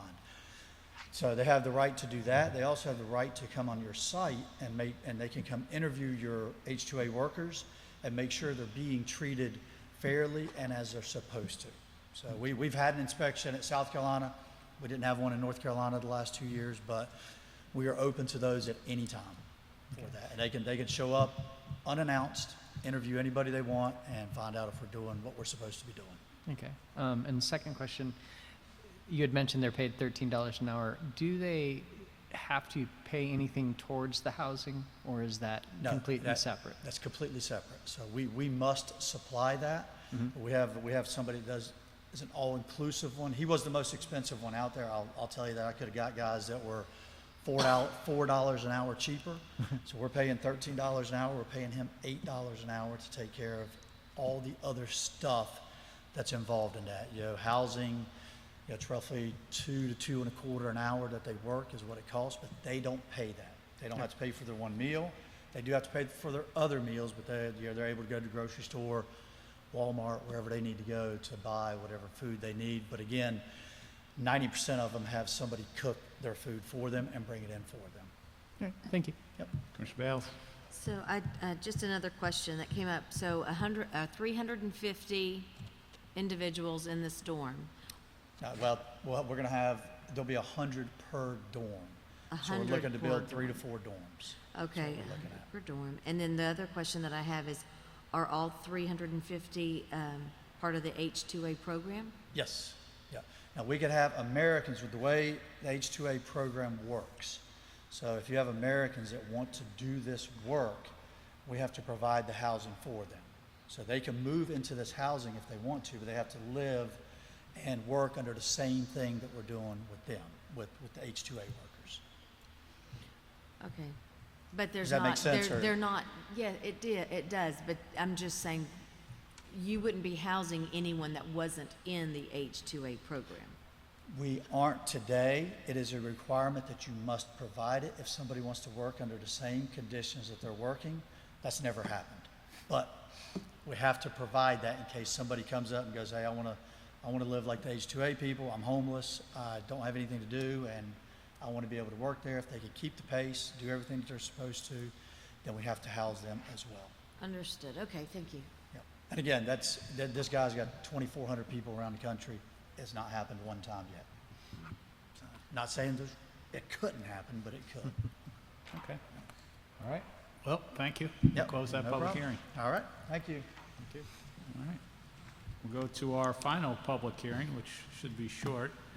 We'll open up a public hearing on petition Annex 21-01, a request by Carver Bowman LLC and Beverly Buchanan and Miriam Smith to annex 42.578 acres, Oak Grove Hill, into the town of Huntersville. Mr. Pete? Mr. Mayor, enter the staff report into the record. We've got, as you mentioned, a little over 42 acres, consisting of 4 parcels. This is the Oak Grove Hill subdivision, which was approved not too long ago. This is generally along the just east of Beatties Ford Road and north of Mount Holly Huntersville Road. The Carver Bowman LLC is the applicant. All of the requirements of the general statutes have been satisfied. You can see in the staff report when the public notifications, sufficiency certificates were provided, and public ads were placed Staff recommends annexation based upon all of those statutes being satisfied. Any questions? Any questions? All right, we'll close that public hearing. Save the best for last. Other business, 8A, consider adopting ordinance approving petition annex 21-01, a request by Carver Bowman LLC, Beverly Buchanan, Miriam Smith, to annex 42.578 acres into the town of Huntersville. Commissioner Boone? I'd like to make a motion, sir. Okay. In considering the final petition, Annex 21-01, request by Carver Bowman LLC and Beverly Buchanan and Miriam Smith to annex 42.578 acres into the town of Huntersville. Second. Commissioner Phillips? Any discussion? All those in favor? Seeing none opposed, welcome into the town. Our final item is 8B, which is ratify previous action of the town board taken in closed session allowed under the North Carolina Open Meetings Law to award a $10,000 bonus for the town manager based on performance evaluation. The last time we met, we reviewed Mr. Roberts' goals and did a great job. It was a very difficult year. The board not only awarded or is awarding him a $10,000 bonus, but also renewed his contract. So it was a good day for Mr. Roberts. He does, just for a point of clarification, he doesn't get a merit. So this is how the board is rewarding him for his great year of service. So, any other comments or motions? Commissioner Munger? Yes, Mayor, I'd like to make a motion to ratify previous action of the town board taken in closed session allowed under North Carolina Open Meetings Law to award a $10,000 bonus for the town manager based on a performance evaluation. I'll second that. Commissioner Walsh? Any discussion? All those in favor? All right, seeing none opposed, congratulations. Don't spend it all in one place. Do I have a motion for the consent agenda? Motion to approve the consent agenda. Second. Okay, any discussion? All those in favor? Seeing none opposed, so we did that. Any closing comments? Other than when you have a meeting that you take off, you pay for it the next time, right? Motion to adjourn? Motion to adjourn. Second. Any discussion? All those in favor? All right, see you all in 2 weeks. I lost. And we all lost. Okay.